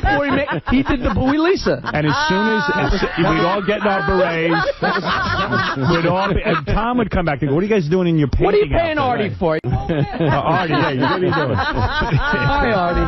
I'm listening and loving it. Everybody tells me how great you are to me, and I appreciate that. I love you, man. Thank you. I'm a big fan of yours, Jack. You're absolutely crazy. Big shoes to fill. Artie had a tough time, right, man? It was weird coming in. Oh, my God. Yeah, come on. You guys were legends. Well, at least you get to sit right there in the spotlight. When they were playing this studio, they're telling me and Fred that, hey, you're going to be the stars of the show, and then they hit us in the breadbasket. And they put Benji up my butt. How's he? Is he over there? Benji took your job. He smells. Yeah, there's Benji. Benji, you never liked Benji. You felt he was trying to take your job. I like Benji. I just didn't like when all of a sudden he climbed up my ass and took my space, but that wasn't his fault. Benji, you want to say something to Jackie? No, I owe him money. Yeah, actually, about $3,000 worth of grapefruit, but... All right, thank you, Howard, do you know, that's not a joke. Do you know that Benji used to get breakfast for everybody, and Benji has yet to submit bills? Yeah. Everybody here owes him around $3,000 or $4,000. Benji just paid for breakfast for 4 years. And I kept saying, what do I owe you? What do I, like, Christmas time, I give him $100 or something as a bonus, but I'm like, where's the bill? And he just never gave it to me. He'd sound like $4,000. Man, there's so many stories to go over. Can I just, we should be doing this for a month. I just want to say, the one thing that Jack used to do that would drive me crazy. Doing it for 5 years. What'd you say? He should have been doing it for 5 years. Right, yeah, go ahead. The one thing that Jackie would do that would drive me crazy is, you're right, like, you would goof on me, and you would be done. And Jackie would remind you, the way he would do it, that would make me crazy. You'd tell the last joke on me, and you'd already be thinking about what to do next, and all of a sudden there'd be a little bit of silence, and you'd hear... and that would remind you to keep making fun of me for another hour. I remember we write to each other. Not only do we work on the show in the morning, but all day we'd be in touch with each other on that computer, Lotus Notes on Lotus Notes computer system. And in one time, Gary wrote a note, and you know when you're typing fast, instead of the word make, he wrote _AMKE, A-M-K-E. Common mistake. Common mistake. And Jackie relentlessly wrote AMKE. That was good for about 2 years. 2 years. Yeah. Howard, I will show you an email Jackie sent me within the last 3 months. Yes. That has it in there. It always. Like it's like you killed someone and Jackie follows you around with the police photos. But that was the thing, that Jackie's goofing on you didn't end with the show. Oh, no. He's still goofing on you. There's that whole Mighty Joe Young. I haven't seen you in so long. They had whatever the holiday is, the Rosh Hashanah, when all the Jewish people go to Long Island at like 4 in the afternoon, and I didn't realize the Jewish holiday because I'm, been living on Long Island 50 years. I don't know the holidays yet. And I leave, and I'm going down 56th Street to go to wherever I was going on, maybe the Tri-River Bridge. And I'm driving along, and I see a car stuck in... The traffic is not moving. And I see a car, one length in front of me, and it's the unmistakable Mighty Joe Young head, right? And it's so funny. And I pull up next to him, and he's got the windows up, and I guess he must have been blasting something on the radio. So... and I'm honking, and I'm honking, and I'm honking. And by the way, you're describing that Baba Booey, the back of his head looks like an ape. He's Mighty Joe Young. Right, yeah, he's a chimpanzee. Yes. So finally, he looks over, and he collapses, and he rolls down the window. I said, I didn't think it could possibly be you, because it's an unmistakable head, but you should have a much better car than that by now. And he's like, you never stop. You never stop. That was it. Let's go to basketball. I was listening to Bobby Slayton, new CD. Tomorrow is our last show here. We're going to be outside. We're going to say goodbye to the fans. After all, who supports us more than the fans? Jackie knows it better than anyone for touring the whole country. And I'm here. The reason I'm here is to say congratulations. This is such a wild thing. That's serious. You could say that. Congratulations. That's such a big deal. That's so wild. Dead air hit it. Before you go, and we need to give Jackie a plug, by the way. Jackie's. You don't need to. Did he get a plug? Jackie's joke master. Wait, before you give me a plug, I'm going to give you a present. I brought you a present. A present. More T-shirts? Yeah. I don't think that... Brokeback Mountain T-shirt. Oh, thank you. I would actually... No, he's not in that. Thank you. You're not in that movie, are you? This is a bad movie. Yeah. My friend, I got a great friend, Tom Bernard, who's like the president of Sony Classics. I have these big friends now, and he said, hey, they keep talking about this movie. If you go in there with something from that movie, they'll be inside, and they'll love you guys. I said, they're not going to attack me. I'm going to have a great time in there. But they sent me over those T-shirts to send. How much did you pay for it? Jackie Joke Master Jr. 1 and 2 are available at all Bed Bath & Beyond stores. This is the thing that's keeping me afloat. It's making me... Is it really making you... And it's so ridiculous, because I've been telling these horrible... We don't think you're making any money with it. I know, of course you don't. Right. But I've been telling these filthy jokes for my entire life, since long before I met you, and now I'm making money with Knock Knock, which is just so ridiculous. My kids love that thing. Jackie's Dirty Joke Machine is... Voodoo. Voodoo who? Who do you think you are? Jackie's Dirty Joke Machine is available at all Spencer gift stores. And see Jackie this Tuesday at Ferrara's in Point Pleasant, New Jersey. And I want to just tell you, Howard, I'm not fooling around. That seat's 90. Wow. Has your business dropped off since the show? I mean, no, it's non-existent. It's non-existent. But you don't care. I don't. When you do a gig, though, I mean, you were used to thousands of people showing up. And my gigs have completely decimated, but it's the same thing. Like, I work at the Laugh Factory last night. I'm doing this one-man show, and there's 40 people, but But you're happy. I am. All right. Common question, which I don't even think I know the answer to. How many homes do you own now?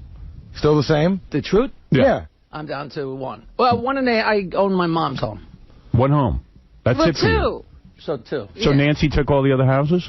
She didn't take them. She earned them. Did you get wiped out in the divorce? I mean, I was counting your money going, okay, so he wasn't planning on this. No, I was totally, right down the middle. And I understand that you two are still in business together. Is Jokeland still a business? Jokeland.com is still there, and we're still selling CDs. I mean, Jokeland, the physical property. No, that's a gone. virtual concept now. But we're going to be doing downloads and video downloads. But and all that had to kill you. You saved so much money. You saved every penny you made. Turn the garage into a recording studio. And then you start to believe your own myths. I spent money. But you quit the show. And then you had to give up half your money. No, I gave up half my money after I lost everything in the tech crash.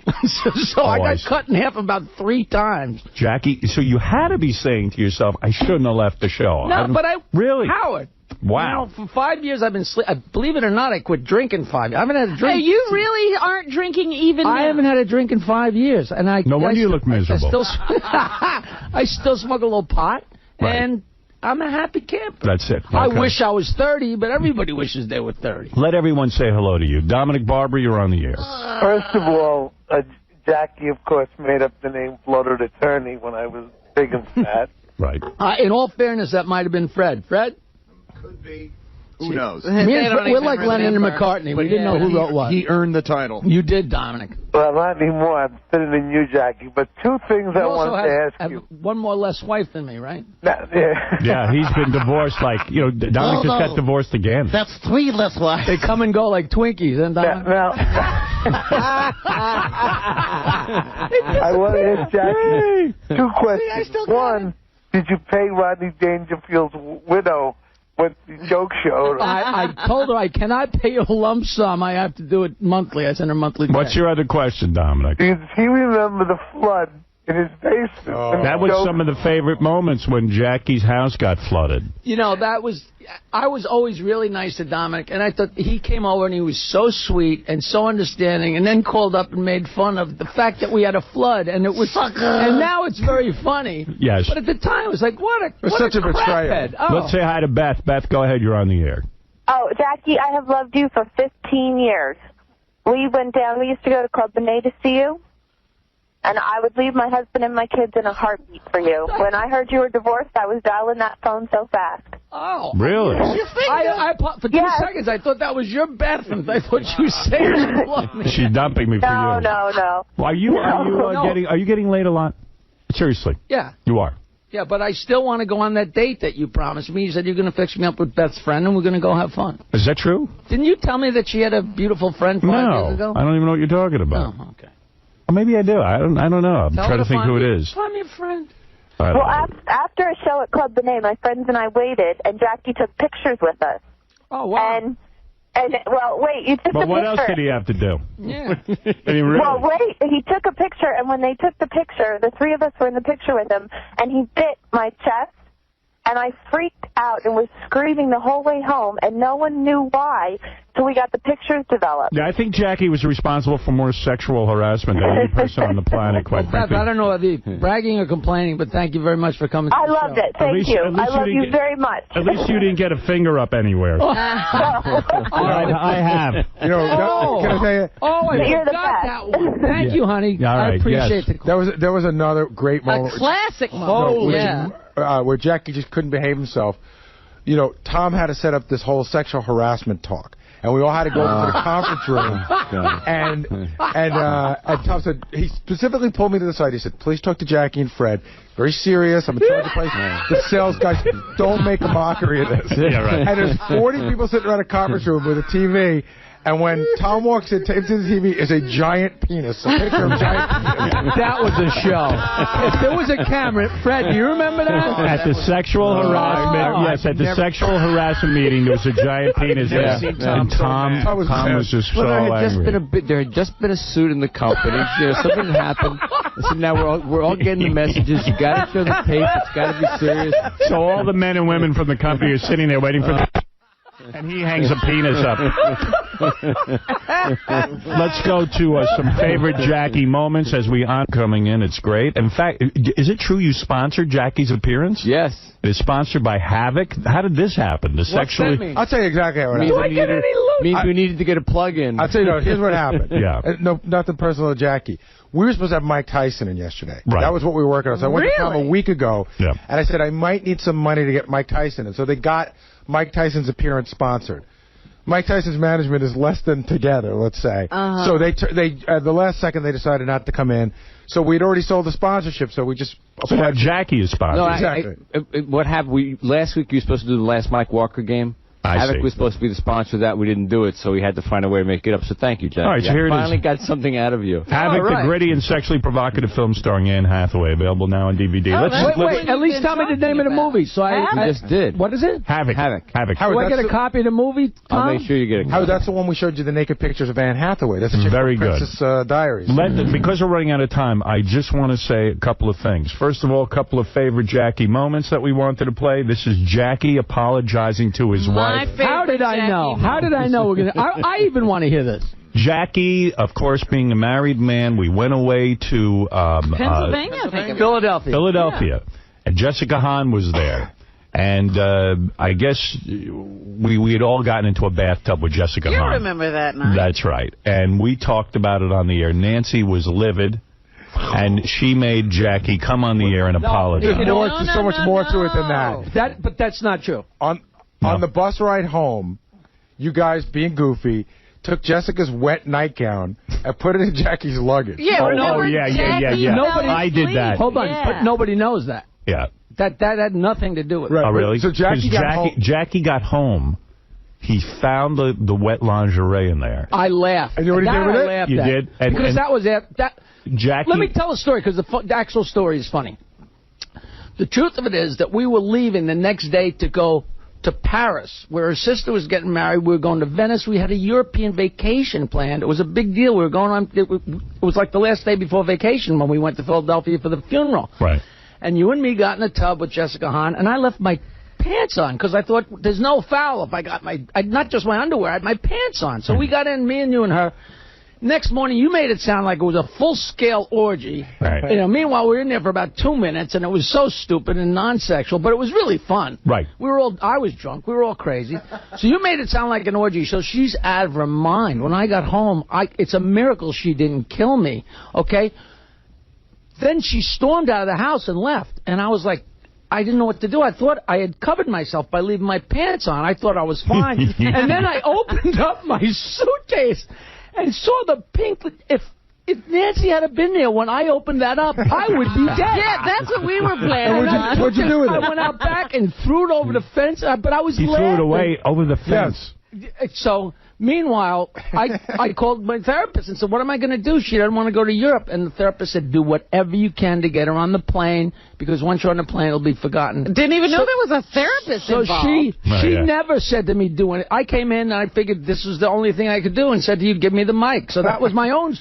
This was your own thing. All right, let's go back. Here's Jackie. Poor Nancy got the rap, like, you better go in there and... She didn't even know I was going to do it. 601, Jackie Martling grabs the microphone. Give me the mic. Hail Mary pass. There it is.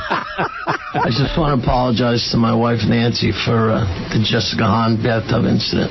It's stupid, and I'll never do anything like that again, and I love you, and I'm very sorry. And I'm very sincere, and please don't make a mockery of this. I'm serious. I'm sorry. I'm not trying to bring the show down. I just wanted to apologize. She's very upset. Kill me that he had to do it on the air. I'm done, Howard.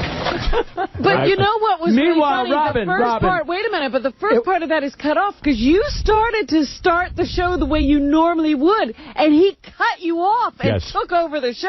You know what the best part of it is, by the way? There's a long pause, and he goes, she's very upset. But the truth of it is, it worked. We went to Europe, and it was fantastic. And that was the only time I ever did. There was one other time I did that. Yes. One other time I did that was when I said, give me the microphone.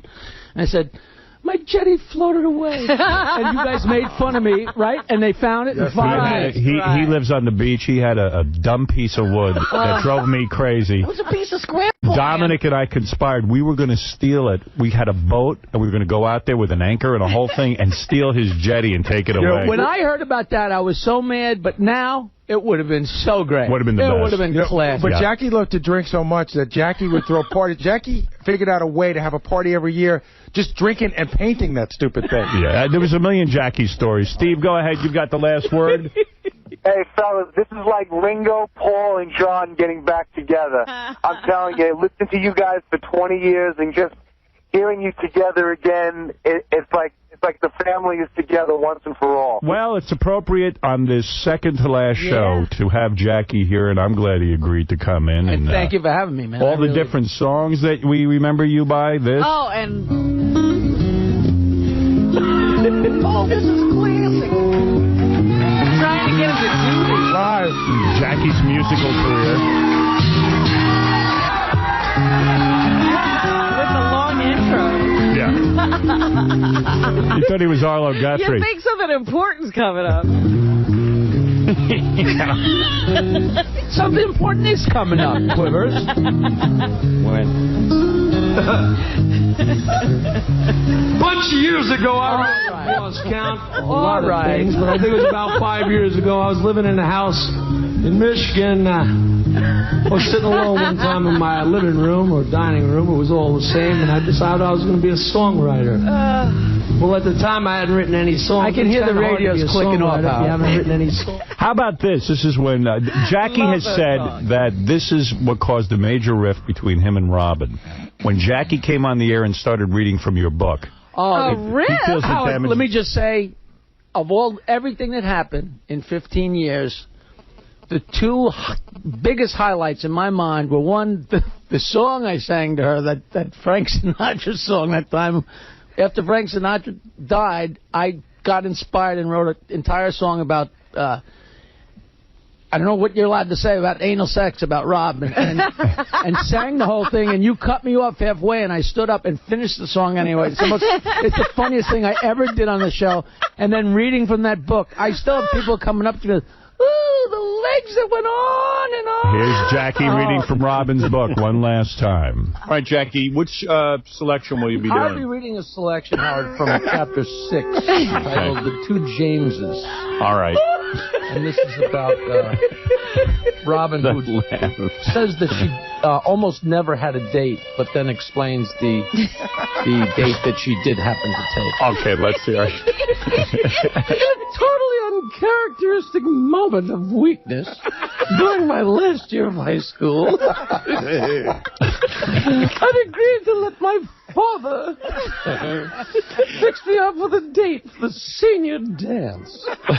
He was some guy who worked with my father at the steel mill. I should have known better. But my objective was to go to the dance, not find true love. It's a good thing, too, because the boy turned out to be a complete cretin. I can honestly say that there wasn't one thing I liked about him. He was an ugly, semi-literate hulk, totally devoid. Did that drive you crazy, Robin? No. In Jackie fact, thought it did. people still, in fact, Ralph is one of the people who does that imitation of me all the time. Like, whenever he sees me. King of all Jackie haters is on the phone. It had to happen. Go ahead. Of course it did. First of all, congratulations, Howard. I'm not saying goodbye to you. I know you're going to soar well above that satellite that transmits you. That's number one. Thank you. Number two, you fat bastard. Let me just tell you something. I came in the studio. I was on the phone hundreds of times saying you were talentless, that you had no clue what you were doing. and I knew that the show made you what you were. When you left, you became nothing again. Please allow me to be the last person on terrestrial radio to say, F Jackie. Wow. Well, Jackie, you had your lovers and your haters, as we all do. And I accept it all. That's right. And let's go to, let's take one last call. Wait, let me say one thing. Yep. Just so I can say that I said it here when it happens. There is now Jokeland Industries. Okay. Oh, well, that's a big announcement. And they have a sweatshop where people are cranking out these products. Me and my partner, Louis Rosalia, have Jokeland Industries. A subsidiary of Jokeland Industries is Jokeland Films. Oh. And we have a film. Tom Ellis wrote it. It's called Lucky, and we're making a movie, and it's going to be great. And I know you guys... What's the budget on it? 3 teeth. No, it's, we don't know yet. Is it going to be? It's one of those things, the budget's going to be... Make this broadcast happen. Oh, great. And where should people meet tomorrow? Where's the spot? I can tell you this. People they're going to start letting you in about 5:30, 6 o'clock. Enter on 56th Street from 5th Avenue. That's the way to get in. And by the way, the other thing... I have prepared my speech. Good. Emotional speech, actually. Yes. Heartfelt. One other important thing the police want you to know, no camping out overnight, meaning you'll come and they'll give you a bracelet, you come back, be right up front. But you can't camp out. And the other thing is we do have to, if there is a strike... No gathering. Yeah, I mean... All right, okay. So anyway, thank you, Tom. Jackie... you know what? There's not enough time to go over all I have to say one more thing. He has to say one more thing. I'm looking at Gary, and this is a long time ago, like 20 years ago when we first started at the other building. I don't know if you and Fred remember, but it was way in the beginning, and there was a point where he would come in and talk to you, or he'd lean over my mic or Fred's mic to talk to you, and he would leave the room. We'd go to commercial, and me and Fred would have honest discussions. Somebody has to tell him about his breath. Do you remember that? Yes. And finally, we had to have the intervention and tell him. Who did it? I think. Oh, yeah. You did on the air. I could never tell someone that in their real life. We recruited somebody else to tell him. No, you guys always tell me on. No, that was back in Washington. That was the guy with body odor. I'm the guy with bad breath. Right. Well, we're still trying to tell him. Howard, before you wrap, I just have one more thing I want to say about Jackie. That it's great to see him back in here. And the thing that I'll always remember, especially when you go back and listen to Best Of, and obviously which we won't be doing much longer, is Jackie always laughed the hardest when you were delivering his lines. Yes. Oh, yes. That's how you always knew. Absolutely. Jackie denies that. He says, you know why I deny that? Because if Fred wrote something really funny or Ben just something, I laughed by how hard something was. There was many times I went home and Nancy would say, the funniest thing you wrote today was blah blah blah, and I go, that was Fred. That wasn't me. She said, well, you laughed so Jackie, hard. You would laugh hard at other people's jokes when they were funny, but you would laugh hard at your jokes whether they were funny or not. Let's go to Tony. Go ahead, Tony. You're on the air. Hey guys. Hey, F Timmy, man. F Timmy, right? Timmy the cat. Yeah. Hey, you know what? This is fantastic listening to you guys. And one of the questions that I have is, any chance of him going over? What, Jackie over at Yeah. There's a full house here. People ask me that, and I tell them there's already a shortstop. You got Derek Jeter, you got Artie there. You don't need another shortstop. I understand. Jackie says he can't get up. Jackie can't get up in the morning. Artie has no problem getting up in the morning. I'll be there to wave when they come out of the building. It was, you know what? I'll tell you what. It was a tough transition. Everyone was used to hearing Jackie on the show, and I know when Artie first started, it was a tough transition. They were used to the sound of the show with Jackie there and all that stuff. And Artie, you've done tremendously well on this show. You're an awesome entertainer. Can I say something about it was big shoes to fill. Jackie was a very important player on this show. It was not an easy job for Artie. It was. Yeah, and guys, don't get me wrong. I love Artie. He's been fantastic, like you said, it's just great to hear everybody together. It is great. It is great. I feel good that this has happened. Oh, this is so much fun. It is. Really I'll tell you something, though. It's funny. Jackie could party when he could party like nobody's business. But Artie is 10 times the partier that you ever were and has never missed a day and has never been a minute late. Wait a second. Now, in all fairness to me, I didn't miss a lot of days. Wait 1 second. Gary, remember the time we were in L.A., and we were knocking on his door. One time we were going to go do a show, I guess, at the Hollywood Roosevelt. That's right. I remember that. We couldn't get him up. We could not get him up. But that didn't happen a real lot of times. No, my favorite ones were that you remember. I remember. I didn't get my wake up We knocked on the door. We pounded on the door. I don't know how many times we called the room. Here's what we finally had to have someone go up with a key and let him You out. thought he was dead. And you and Robin were coming down. We're going like, oh, crap. Here's what I For remember. him. I remember that Jackie was trying to lose weight desperately, and he was on Nutrisystem, which was our sponsor at the time. Oh, and yes. he was... Nutrisystem would give you these little meals, and he would lick these meals with his finger. Oh, man. But he was losing weight. Well, we went to, I think it was Vegas, and I knock on Jackie's door. I find Jackie passed out in his room, naked with his legs spread. He's on his back. On his big belly is a giant tray of food. Shrimp, French onion soup, French onion soup, cheese, and was bread. the same trip. He was naked, and everything was hanging out. Everywhere. Food everywhere. And I went, what did you do? He goes, I don't care. He goes, I'm in Vegas. But you know, the other thing that I remember is Jackie would get these challenges from Nutrisystem. Yeah. And he'd come in here whenever his weigh-in day was. Yeah. And he'd, jump on the scale or whatever, and he had to make a certain amount of weight, and he'd get all this money. Remember, he was always working at Gary and I were there was a time when I had to go to 180, and we were going on vacation for 2 weeks. Right. And I knew there was no way I was going to be on a diet during vacation.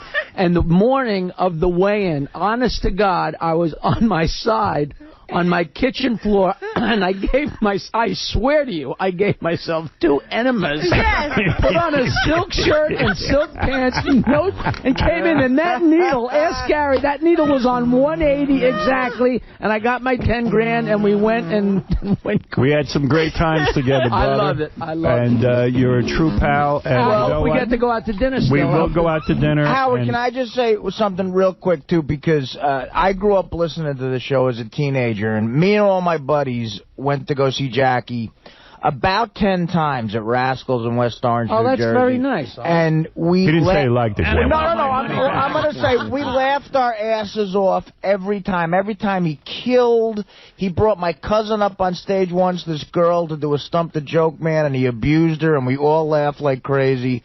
And it's an honor to sit in the chair you made famous, Jack. Oh, thanks, Artie. I love that's you. very nice. I'm a big Thank fan. You. Thank you. Yeah, and, this is an emotional time for us. We've put in a lot of time here on the show, and Jackie, huge part of the show. And it was great. I got to tell you, I loved every second of it. I can't every second. And I can't Except up until Wednesday.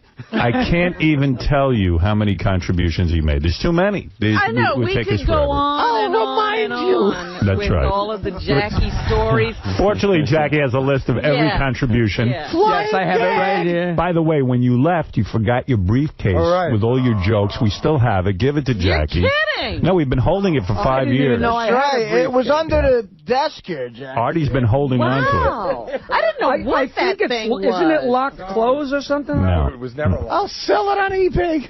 Benji, here's your money. There's finger cuts and jokes in there. Right. Oh, I remember the finger cuts. And There's too many memories, and I don't know how to end it, but other than say thank you for coming in. The 10-nail syndrome. Yeah. 20-nail syndrome. Whatever it was. Final plug. I have one request. Go ahead. Can I get my picture taken with you? All right, we're going to do it. That would be fair. Jackie's Joke Master Jr. 1 and 2 available at all Bed Bath & Beyond stores. Jackie's Dirty Joke Machine available at all Spencer gift stores. And see Jackie this Tuesday at Ferrara's in Point Pleasant, New Jersey. Go say hi to the Joke Man. For more information, go to jokeland.com. We got to take a break. Thanks, man. A lot of people I'm so glad I came in. Glad you came in, too. Thanks, Gary. Rob. Jackie, let's do it again in 2011. I'll be here. We'll be 2011. Why not? I'll be here. And thank you, Jackie. Thank you, man. All right, we'll be back right after that. Now, let me say that Joe Walsh's new solo album, Analog Man, is in stores tomorrow. Hey, I didn't finish the thought, though, with Stevie Nicks. Yeah. I mean, you two became this couple, and she says you are the love of her life. All those songs were about Joe? Yeah. She wrote one about me, yeah. What was the big one about you? Joe? Joe just fell asleep. Yeah. He's thinking of the name. I'm trying to. I'm embarrassed. I don't. Was it a Fleetwood Mac song, or was it from one of her solos? One of her solos. One of her solo albums. Yeah. Yeah. Stand there. Has anyone ever wrote a song for you? Hell no. I wish you No, would. that's how the song goes. Stupid. Oh, shit. When are you going to write a song about me? Actually, I got a... That's a good idea. Yeah, I got an email from Leslie West. He claims he has an idea. He was thinking of me, wants to write a song about me. I'm very honored. That's flattering. I feel like a hot chick. Well, you better wait till you hear it first. Yeah. Give my best to Leslie. I will. You know, he lost his leg. Yeah. Yeah, and but he's doing well. Yeah. He has a great spirit about him. He's a great guy. And a great guitar player. Yes, he is. Yes. Now, there's a guy that could probably be on Rolling Stone's list. Yes. Where the hell's he? Exactly. He's not on the list either? That's right. Well, anyway, the legendary Joe Walsh, who is doing so well, happily married now. Happily Very married. happy for Joe. And Ringo is your brother-in-law. My brother-in-law. Do you guys hang? get together? Yeah, we hang. You do. Do you sign autographs? Joe, do you sign autographs? Because Ringo has stopped signing everything. That was... I signed his name for him. You do. That's why he got me. Ringo comes over the house, and it's like a family get-together. Yeah. That's kind of fun. I mean, that's an interesting thing. Yeah, He says, sign all these albums for me. I'm done. You get along with each other? Very well. You do. You know, he's so down to earth, Paul too, for what those guys have been through. Right. And the really good positive energy. And in terms of a family, I got this huge family that came along with my wife. And it's a dynamic I'd never been around because they're really close. And learning to be part of is one of the things that has opened me up. Right. And made me feel, given me confidence, which is something I never had. That's why I drank. Yeah. Well, I'm glad you're not drinking. I'm glad you're healthy. So having Ringo, his insight and his wisdom has helped me with my life and as a human being, besides the music part of it. Yeah, he seems like a real good. I mean, I don't know. I got to know Paul McCartney a little bit. What a amazing guy. Yeah. I mean, something else. Yeah. I always say, you talk about guys who strip it down, so to speak, who are analog men. I was talking the other day, I heard a song of his that I hadn't heard in years. It was from his first solo album after he left the Beatles. It was Turn It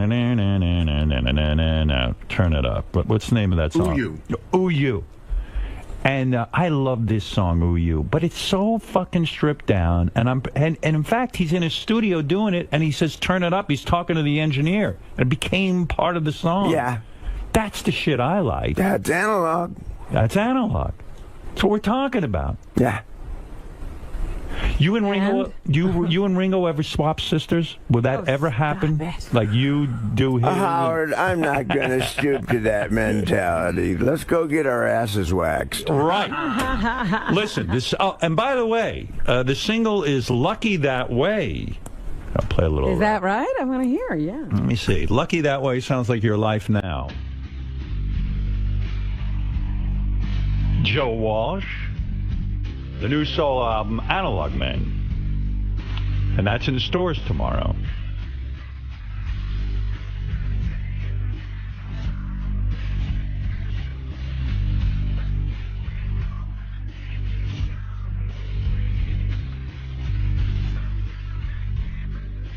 Why do you always do that? In a lot of your songs, when you're singing about yourself, you say, I'm not that special. I'm like, you know. But you may know me. Even like in Life's Been Good, you're like, yeah, my fans love me, but I'm not that great an artist. Why do you put yourself down in your own songs? Well, I could either explain it or you could listen to the song. Okay. It's in there, okay. Oh, it's in there, all right. It feels good to be you. It does.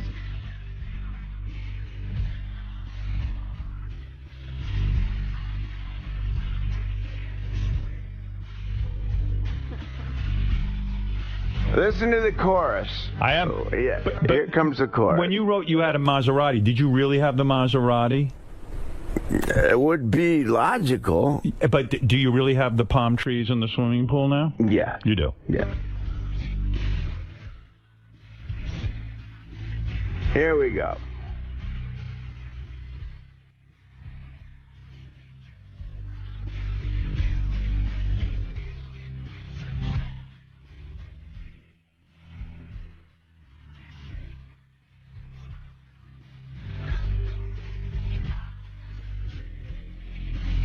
Here we come. This is it.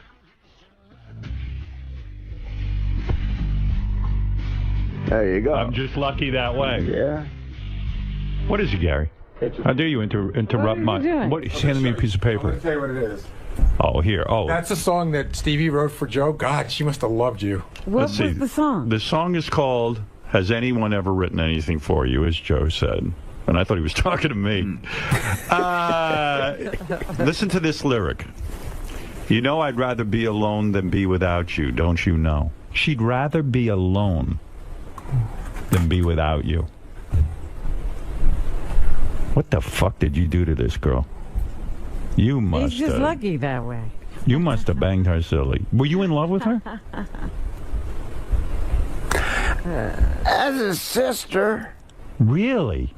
God, she was. I mean, I imagine this was the 70s, right? I mean, she's like a soulmate, you know. You still talk to her? Once in a while. This was like in the 70s, right? I mean, was there a more beautiful, physically beautiful woman than Stevie Nicks and all that talent? And I mean, you would talented, think that's the whole package. I mean, that would be my fantasy. Were you not into her? No, I was, Robin. That didn't come out right. All I'm saying is that we were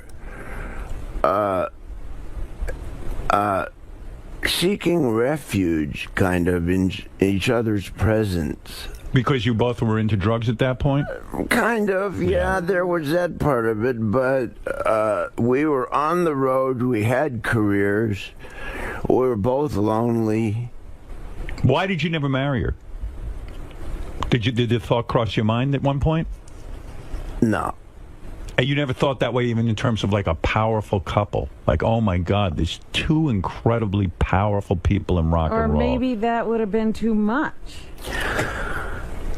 Well, the relationship came and ran its course, as rock and roll relationships do. Does it get competitive? Like, do you sit there and she was in Fleetwood Mac at that point, I guess? No, she wasn't. She wasn't. No. She was a solo, or she was in Buckingham next. Yeah. And does it get competitive? Is that the problem? Like, you could never really marry another singer-songwriter because the two of you sit there and drive each other nuts with that stuff, career? What made it possible was that we toured together. Right. So when you're touring together, it's and we spent all that time together. But you were not monogamous with her, so she probably got jealous too. Because knowing you back in those days, you were not going to be limited to one woman. True? You weren't going to be limited to one drink and not one woman. You were an addict. We were both monogamous for that summer. That's a pretty long time. Yeah. So you A felt whole something season. for her. Well, yeah, in rock and roll, that's 10 years. That's a long time. That's a long time. When we stopped touring, we Drifted apart. I had to. Yeah. Yeah. I had to. Look at you. What a life. But do you think you could have been with somebody as powerful and talented as Stevie? No, I don't think either of us could have committed to a lasting relationship in the state that we were in. You surprised Steven Tyler's a judge on American Idol? Seriously. I mean, Steven Tyler's one of the great songwriter, great rock and roll stars. I don't exactly know why he's doing that. I had heard that it was for the money. That literally he had gone through so much money that it was like a $10 million payday. That makes sense. Yeah. You held on to a lot of your money, even though all the marriages and getting high and everything. How did you manage to hold on to your money? I know you're worth $164 million.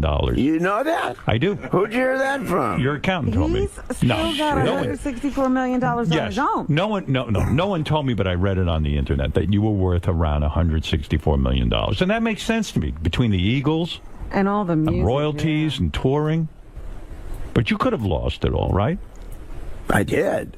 You lost every dime you had? Pretty much. When was that? When I went into recovery. No kidding.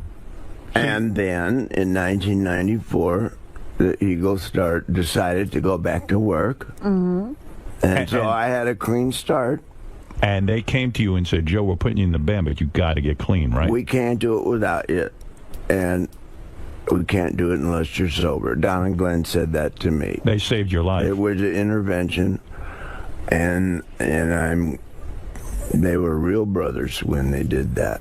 That's right. Because that's what I needed. It motivated you. You were broke? So you are not worth $164 million. No, I'm not. Right. Because you got to get back. You know, that's a lot of money. Does that bother you? Does that bother you at all that you pissed away a lot of money? Not the money, the time. You lost a lot of time in your life. Yeah. There's like 12 years in there. I wish I had back. Right. Right. You know? Yeah. But, you know, I'm alive. I'm here. It's true, because when you go through life that way, that high, it's like, wow, I don't even know what the fuck I did. There's so many things I could have learned.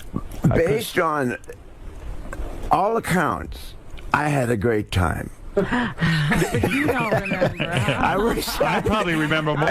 Yeah, you know more than I do. I remember doing a TV show, and I wanted you to be a guest, Howard, and you slept through it. When I'm me all these questions, you know more than me. I know, that's so true. All right, listen, Joe Walsh, it's exciting. New music from Joe. Analog Man is in stores tomorrow. Hi, Marjorie, I love you. Marjorie, I love you too, baby. And Robin, I love you too. I love you, Joe. Hope you're feeling better. JoeWalsh.com is where you can go to get all your Joe information. And Joe, anytime you come and see us, you know I like it.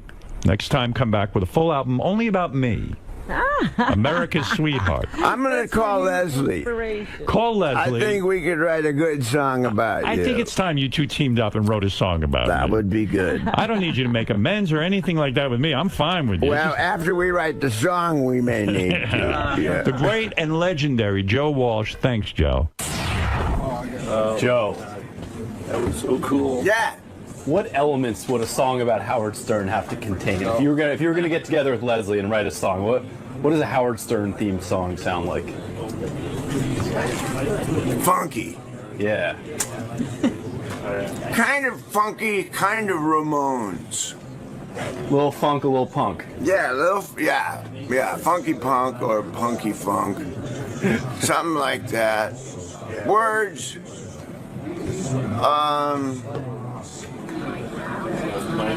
Parts of it really nice and friendly, and parts of it awful. You know, like Howard. Reflects his personality. Yeah. Yeah. I'm going to talk to Leslie West, and I'll get back to you with more of it. Cool. I think that would be a great song to hear. Now, we got to think of stuff that rhymes with Stern. Burn. That's your homework assignment. Burn is my first word. He's got a fire inside him. Yeah. What rhymes with Stern? Well, no, I'm not going to go there. Great to be back. Joe, it's great seeing you. One quick thing I was going to ask you. You guys seem very like-minded when you talk about, digital technology and the virtual world and its influence on music. Do you think Howard's an analog man in spirit? The way he approaches his show and the love of the performance and some of the errors that come along with it? Howard wouldn't be Howard without all those analog years of being on the radio and, like I say, cart machines and stuff. Howard very good and belongs in the digital age. I know about it too, but Howard wouldn't be Howard without all those years of knowledge and insight of the analog days. You know, that's all I'll say. All right, Joe. Best of luck with the new album. Yeah. See you soon.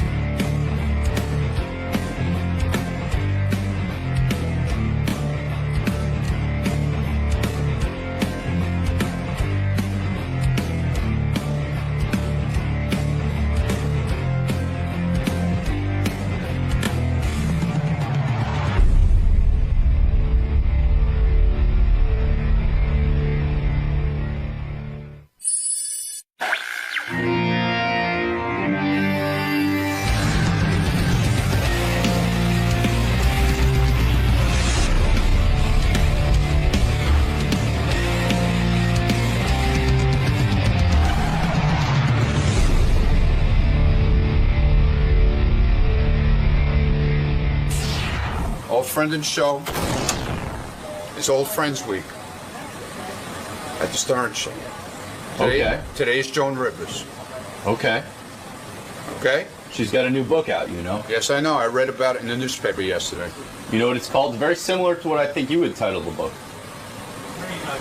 Yeah, The first line is, I hate everyone. That's it. And then she says, starting with me. But I don't think you feel that way about yourself. I don't hate myself. You love yourself. Yeah, no, I don't. I love you. Good morning, Joan. Good morning. How are you today? A little disappointed because you don't have your ice cream machine anymore. We got rid of that? I think so. That's not I didn't right. see it. Not right. We lured you with ice cream, then we took it away. Very important. Good morning, good morning. Otherwise, I'm fine, thank you. And you have a new book out, so... I have a new book called Joan Rivers, I Hate Everybody, and it's the first book of comedy that was ever banned. Very excited. It's already been banned? It's been banned by, I'm not allowed to say the name, Costco. That's kind of cool, though. Beyond cool. I mean... Beyond cool, that means the nice thing is no very fat people will be able to buy it and hide it in their folds.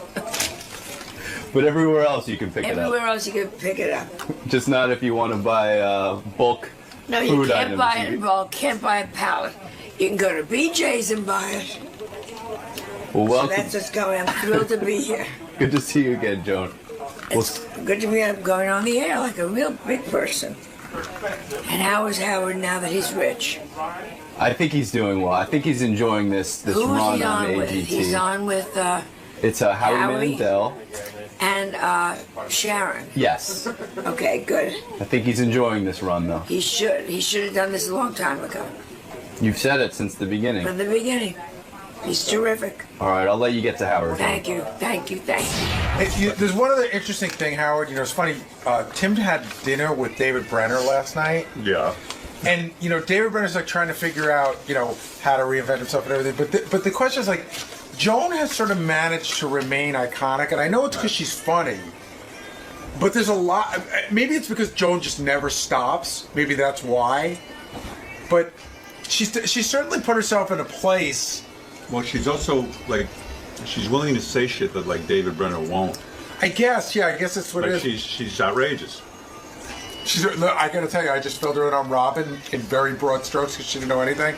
And she's already got, she cracked like 3 jokes in there that made me laugh my ass off. Oh, no. No, they're not bad. They're not. They're just stupid. But they're nothing that will insult. Robin will laugh at them.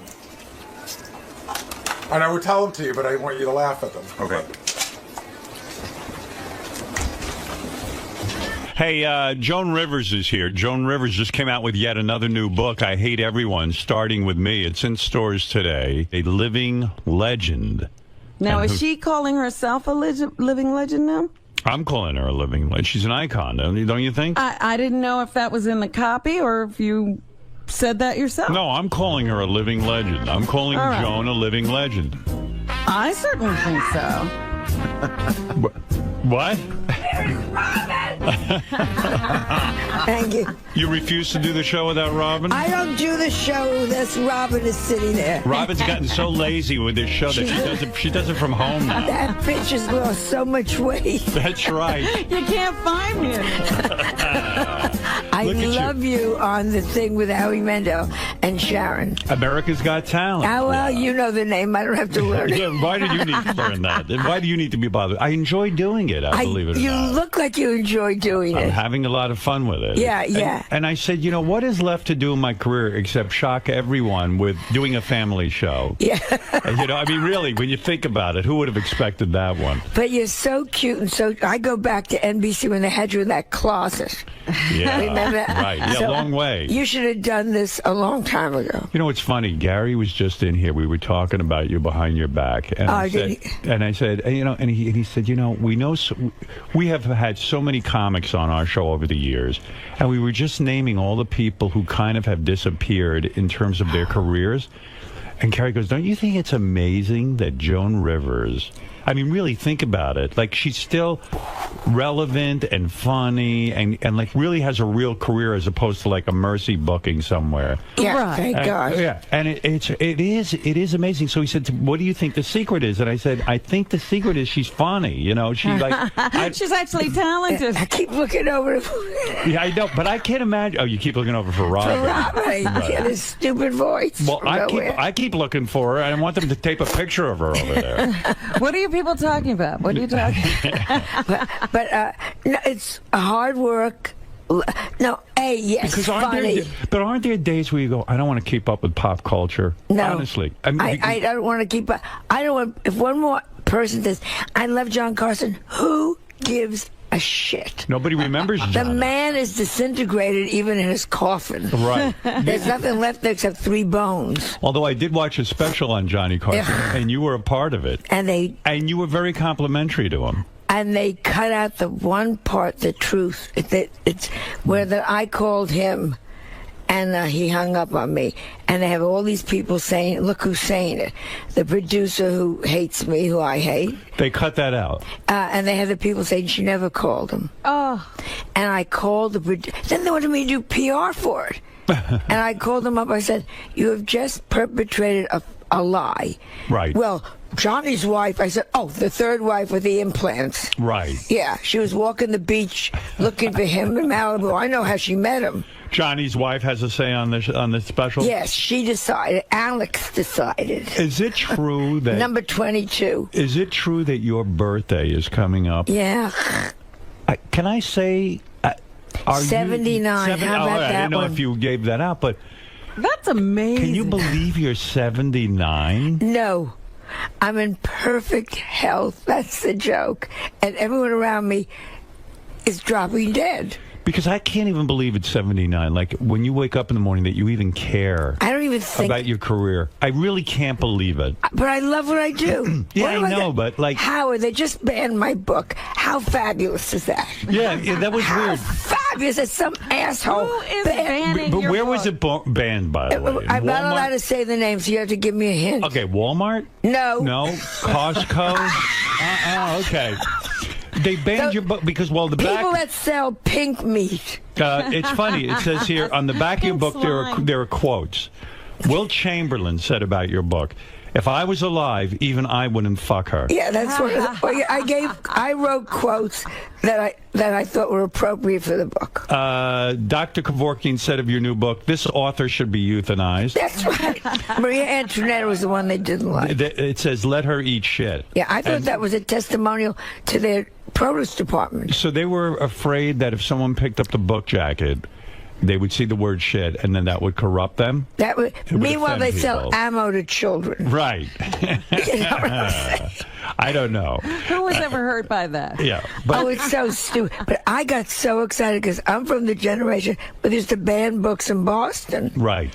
I said, this is fabulous because it's a funny book. It is funny. In fact, I was looking through the book, as long as we're talking about your book. Oh, we don't have to. No. I want to talk about it because there was one quote that I thought was outrageous. And in a politically correct society, to say this, I'm going to quote you now. I thought this was pretty wild. Let me find it, because I have a lot of quotes. I have never been politically correct. All right, listen to this. You write about, in your new book, the TV show Glee. Yeah. You say, on Glee, all the homo kids. Now, this is a quote. Okay, because a lot of people aren't saying that kind of stuff anymore. Okay. On Glee, all the homo kids are smiling and giggly, and they spend every day singing in the halls.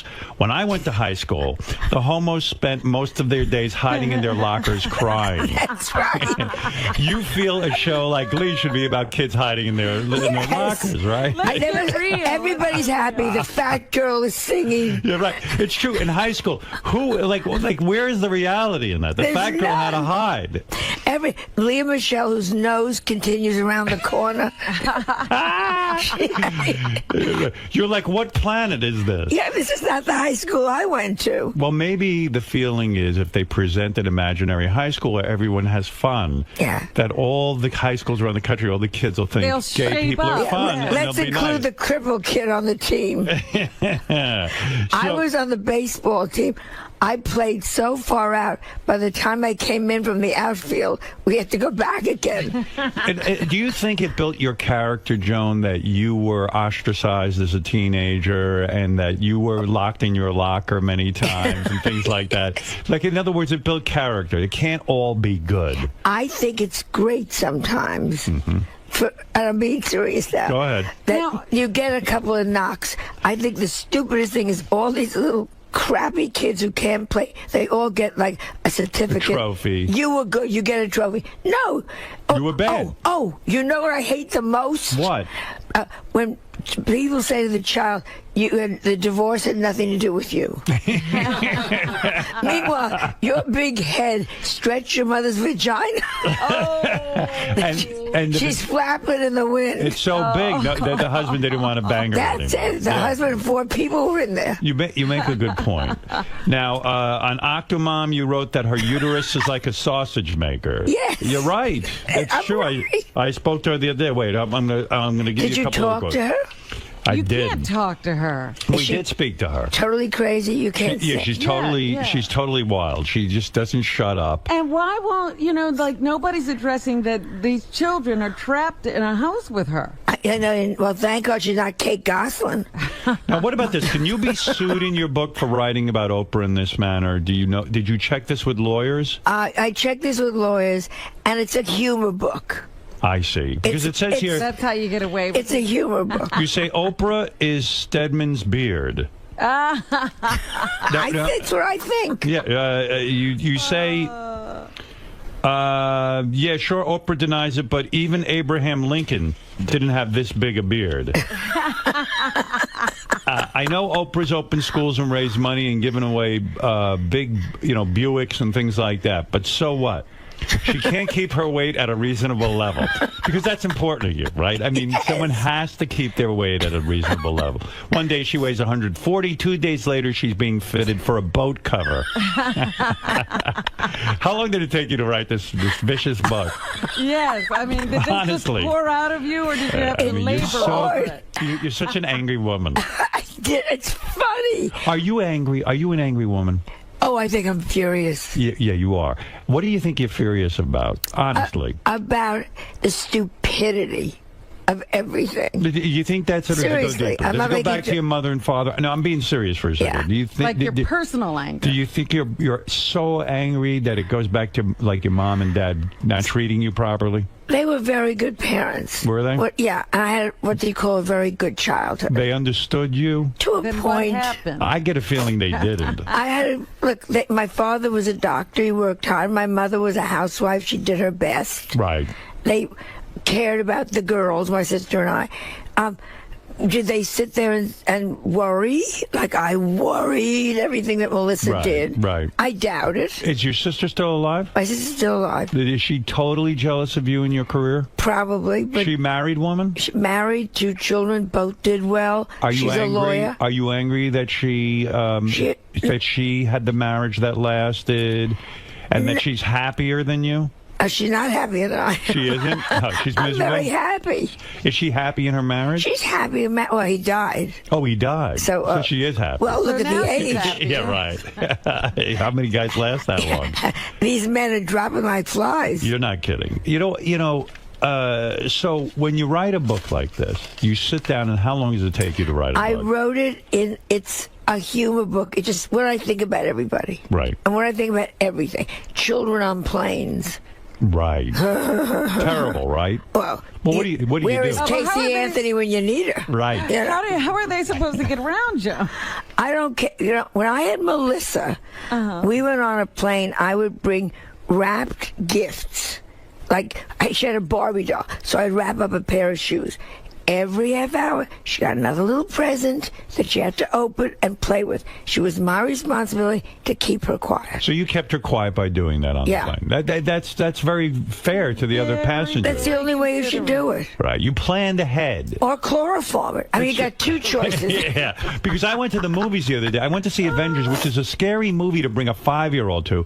And these 5-year-olds, I mean, you can't do that. You can't bring a 5-year-old to a movie like that. And God forbid you turn around and say, please keep your child quiet or get out. Oh, I told the woman to get the fuck out. Good. Yeah, I really did. You should. Yeah, I'm glad she didn't punch me in the face, but I mean, I was really pissed. The kid's going, Mommy, I'm scared. I'm scared. And I go, get her the fuck out of here. Take him out. Right. I'm angry, too. I took Cooper out of Mary Poppins. He got scared of that ugly Mary Poppins, so he left. Your grandson got scared at Mary Poppins? When he was young. I'm worried about this kid. Well, listen, an ugly woman with an umbrella. Do you get jealous of female comics, particularly female comics who, like, you kind of see, like Lisa Lampanelli right now is very hot, right? Well, to a point. How many black eye fucked him jokes can you do? So you're not thrilled with her? She'll cool off. No, she's a one-note comic. She's fine, but she's not. Here we go. She's fine. Why are you being diplomatic? Because she's going to come after me, and she's probably a very nice girl. Oh, my. No, but I'm saying, don't think she's some one people note. say Lisa Lampanelli is the new Joan Rivers. You know, they're always looking for the new Joan Rivers. But you feel she has not earned that title. Oh, no. She's very good on a certain level. Right. And Joan Rivers, we don't need a new one. We got one. And I think this sounds terrible. I think I'm unique. I think I'm very lucky. Well, you are unique. And I think I'm the best stand-up alive today. How about that? But you're not gracious, let's say, no, to I'm not like gracious. Lisa. Right. You're like I don't need to be gracious to Lisa. Like you don't feel like, hey, look what I've created. I've created a job for a lot of women. Are you gracious? I'm not gracious. I'm fighting for where I love what I do. I do it great, and I get out of my way. So if you see Lisa Lampanelli, do you go up to her and say, "Oh, you're doing fine," but you don't embrace her? I'm doing. She started with me one time. She did? About something. I thought, first of all, I didn't even know who she was. Right. So then they said, well, Lisa Lampanelli said, they didn't use her on the comedy special. Right. My comedy thing. So she started doing a lot. I kept saying, who is she? Right. Yeah. And then I saw her stuff, and every time you see her, it's still, I fucked a black guy, I got a black guy, I need a fucking black guy. Okay, let's get a second story in here. You've fucked many black guys. Oh, my God. And you don't dwell on it. Melissa's furious. She never even talked about it. I've talked to a point. By the way. But Melissa gets upset because she's jealous. In your new book, you talk about black people, and you say... I talk about everybody. Yeah, and you say that you feel black people already have to figure out what to call themselves. Yes. You say in the book that, you know, when you were a young girl, everyone said colored, and then all of a sudden they wanted to be Negro. Then you say they wanted to be black. Now they want to be African American. You said, white people aren't that bright. We can't follow along. Pick a name and fucking stick with it. Pick a name and I'll do it. You say this in the new book. Yes, the book is hilarious. So there's wisdom in this book. Oh, thank you, Howard. There's wisdom. And talk about when you used to fuck black guys. Melissa's real father is 𝗦𝗵cie revealed. Well, no, actually, it's Denzel Washington. Denzel Washington is I went Melissa's for father. looks. That's right. A lot of people don't know that. 79 years old. Yeah, but I just got my checkup. And you're still fighting with these young comics. You're goddamn right. Maybe that's what keeps you alive. And when they come over to me and they say, you opened the door, and you want to say, sweetheart, I am still opening those doors. Doors you won't even see for 10 years. And you say your health is good. Have you been to the doctor? Yeah, all the time. And you probably go like constantly, right? Yeah. Because you want to make sure you're going to stay alive. Yeah. You're checking everything. Well, Melissa always says things like, if you get pains in your left arm and short of breath, that's good. It means you're losing weight. Don't check that one. Don't check that, mother. Can you even count back how many years it's been since you lost your virginity, or you've lost count? Well, it's all grown back. You're kidding. You haven't gotten laid in so long that your virginity I wouldn't know. This hotel has been closed so long. Your hymen grew back. Oh, it's so sad. I hope you write about that. I could marry a Hasidic because I'm pure. You're pure. You could act. But does Joan Rivers masturbate at 79? That's a good question. That's a wonderful question. And we won't go there. Ask Jane Fonda with her new body. Boy, she looks good, right? She does, yeah. She looks great. You got to admire her. In fact, someone said to me the other day, young guy, he goes, you know, this sounds weird, I guess, but I guess Jane Fonda was up here promoting, or he saw her on TV, and he said, I'd fuck her. Yeah. Don't you love... Oh, all right. This is one of my big pet peeves. Beautiful older women and a real schlumpy guy with stuff coming out of his nose. I might fuck her. And you want to go, she wouldn't touch you with a 10-foot pole. Yeah, this guy, I think he was missing half his limbs, and he was ready to go fuck. That's a turn-on to me, though. Hey, listen, compared to who you're dating, it's a pleasure. Are you dating? I'm not dating now. Why won't you say it? I want to know, does a 79-year-old woman still need to masturbate? Honestly, but a straight answer, you do. Everybody. Wow. I thought that maybe the desire leaves. The desire never, and the look for romance never leaves. Wow. But is it romantic masturbating? Oh yeah. Well, I always put a picture up. You still pray for romance. I'm moving to women now, though. You still pray for romance? Yeah, I would still love a romance. You never made it with a woman, did you? No. No, never. Truly never even had like a girl crush. No. Right. Girl crush is silly. Yeah, that's so stupid. What are you talking about? Where did you get your vibrator from? The boobies get in the way. Where did you get your vibrator from? QVC? My vibrator, I got what I did. You got to put out a line. I had a vibrator show on vibrators on my daytime show. Yeah. So this vibrator that I have is so old. It says, beat the Japs. It was made in World War II. Let me understand something with you. You're at war with everybody. Yeah. Isn't it true that you met Will Ferrell? I'm going back now a couple of years. Yeah. Very in 2005 Golden Globes, Will Ferrell was on the red carpet. You were doing interviews. And you said he was very rude. Now, he seems like a guy who's nice to everybody. Well, I was talking to Mike Nichols, interviewing Mike Nichols on the air. We all know. Live. Live on E. And Will Ferrell, Mr. Important, walked up, turned Mike, and began to have a conversation with him.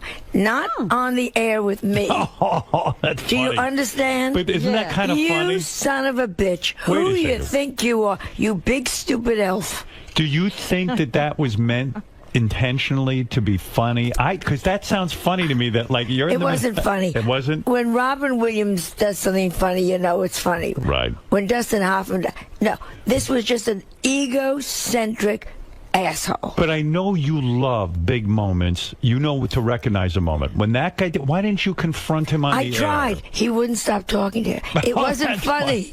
That's funny. It's funny, but so you mean you went up to this guy and you're scared? Listen, you. Look, hello, Mike. Hello. So they probably have it somewhere on E on tape. So you're convinced that Will Ferrell isn't a genius who constructed a situation for you that was brilliant. No, this was called Extraordinarily Rude. Wow. An ego beyond egos. And you're funny, but you're not that funny. Is it true that you claim, now, again, I can't even believe this number, that you've had a total of 739 cosmetic procedures? I did it as a joke. That is a joke, right? And some moron picked it up and wrote it. I said, how is that even? You would not be alive. What would you have I would be covered in bandages. Yeah. And by the way, let me say, how about how Letterman all of a sudden has embraced you? We really like each other. It's about fucking time. Yeah, but at least he does it. Leno, that asshole. Scumbag. Scumbag. Let's call it the way it is. That not funny, lucky. That motherfucker. Come on, let's go, baby. You think you're angry. Come on, right now. What is Leno doing? He doesn't acknowledge. Never acknowledge, never asked on the show. I can't acknowledge Joan Rivers. She hasn't done anything. Yeah, a moron. But all the others, Jimmy Kimmel's been wonderful, Jimmy Fallon's been amazing, Letterman. I think you're terrific on Letterman. I love working with him. I've watched every appearance you did on Letterman, and I used to say to you for years when I always had you on the show, I say, I don't understand why David Letterman doesn't have you on, and Leno and all these guys. Yeah. You're a terrific guest. Yeah. You come out there, you're prepared, and you work it. Like a woman who wants to succeed. Yeah, I still do it like it's my first shot. That's it. Do you think Leno doesn't have you on because it's still tied in with him trying to identify with Johnny Carson, that dumb fuck? Yeah. Both of them. Yeah. Right. But at this point, he'll never have me on because I always say, quote, one funny joke Leno ever said, and nobody can come up with it. Wait a second, though. As weird as this will sound, I will defend Jay as a young stand-up comic. He was great, right? Am I right or wrong? As a young stand-up comic, he was very funny. Very funny. Very funny. I would say one of the top guys. Well, let's not push that either. Really? But he was good. He was very good. He was very good. Gary Shanley. There was a whole group that was coming up at the same time. Does Gary Shanley still? How does he live? I mean, I love Gary. He must have made a pile of money. But on what? I asked him. I was at a party with him. I go, "How are you alive?" I go, "How do you eat?" I mean, what, you were on HBO? They're infamously cheap. And he was on the. Ask me how Bill Maher can buy $20 million. Where did Bill Maher? I began to throw up my breakfast yesterday. 6 bagels came out of my mouth. Now, Bill Maher's a good comic. I love Bill. He's very smart. Where did you get the money to buy a baseball team? Well, we were asking this question on the air yesterday. We were doing the finances. We said, like, how much money could Bill... in other words, to shell out $20 million to own part of the Mets, you would have to be worth at least $60, $70 million. At least. Because you can't give up every $20 million you got. And maybe he's getting kickbacks from Huffington Post. we had a theory that he didn't put up $20 million, that maybe he put up $1 million, and that other people are involved in his $20 million. Right. Do you think that's the case? Yeah, then why don't they ever come to me with that? You know what I'm saying? I don't know. But my fashion beliefs. What are you worth? Seriously. Nothing. I'm not making that is such horseshit. I swear to you, on my grandson. How are you worth on my nothing? Because I was always salaried. Fashion beliefs. I'm doing it now. It's a career move. I know. Joan and Melissa. It's a career move. Everything is a goddamn career move. It's time I got a little cash here. I don't own anything. Joan and Melissa going into the third season. Third season. You don't own a piece of that show? No. And you're telling me that here's a show that's successful. 3 seasons now on E! Yeah. And they're not going to pay. They're like, no, Joan, this is just a vanity project. Yeah. But look what it will do for your I'm not starving. I live very high. I know. As you know. But I don't have this kind of money. My accountant calls me up all the time. You got to sell either the country house or the city house. Really? You don't have that kind of bread? No. It's remarkable, Libby. Because the clothing line, the what is that? Yeah, the jewelry and the clothing line. I've done very well. They've kept me through the lean periods. Right. The jewelry and the clothing support me so I can do fashion police and I feel like all of the money went into your face. A lot of it went in my face, a little in the breast. You're seeing it. You're looking at it. I'm looking at it. Is it true? Edgar's funeral cost me a fortune. Tell me the truth, Joan, and clear this up for me. I know on your show, on your television show on E!, you smoked marijuana. That was on We. That was on We, right. You're on We and E. I'm on We and E and QVC. Yeah. How about a real network finally? Yeah, I'd like to be on NBC, but... Exactly. Well, they're busy with me. Exactly, which is great. Right. Go ahead. Yeah. And Chelsea Handler's on NBC, too, you know. She got... Hey, so this is interesting. I see you biting your tongue. Hold it. Last time you were here, you let Chelsea Handler have it. You gave it to her good. And you said, how dare you? I don't care. I don't think she's particularly funny. We all know how she got what she got. She's doing okay. Good. You're referring to the fact that she was dating Ted Harbor. Dating? Well, but she was living with Ted Harbor. Yeah, whatever. Right. Good. I don't care. But don't you come after me, you whore. Who hates you? Joan Rivers was critical of you at one point, wasn't she? Well, Joan Rivers. I mean, what the fuck do I care about Joan Rivers? You don't care? It doesn't bother you? It does bother you. I saw Joan Rivers the other day at E, and she said, hi, you know, her and that daughter, Melissa. Yeah. And you don't like Melissa? No, I mean, I don't not like her. I mean, right. But I don't think about either one of them ever. I have heard through the grapevine that the E! Network came to you and told you to shut your mouth about Chelsea Handler. They told both of us, and I think it was very smart. Why? Because, well, actually, the smarter thing was if we had a big feud. I think that would have been really smart. Right. It's like back to banning my book. I think that's great. But they said, please stop it. You went along with that? Oh, they're not. You know something? They're lovely at E! So what? So I said, absolutely. But what is that? I mean, I had Chelsea on the show. I asked her about you. That's how this whole thing got started. Yeah. And you came out, you know, guns a-blazing and now said, who are you? And we went to the upfronts, which is where you go and you meet everybody that's connected with the network. And she said something very nice about me at the podium. Did she come up to you and say this? No, we don't talk when we see each other. You're kidding still? Even at the upfronts you didn't talk to each other? Well, upfronts 200 people. You can avoid a lot of people. So there you were. You know, I can't talk to her. I can't talk to Lisa Lamprey. I mean, you're How do you go to a party these days? I don't. She stays home. She goes to England to go to parties.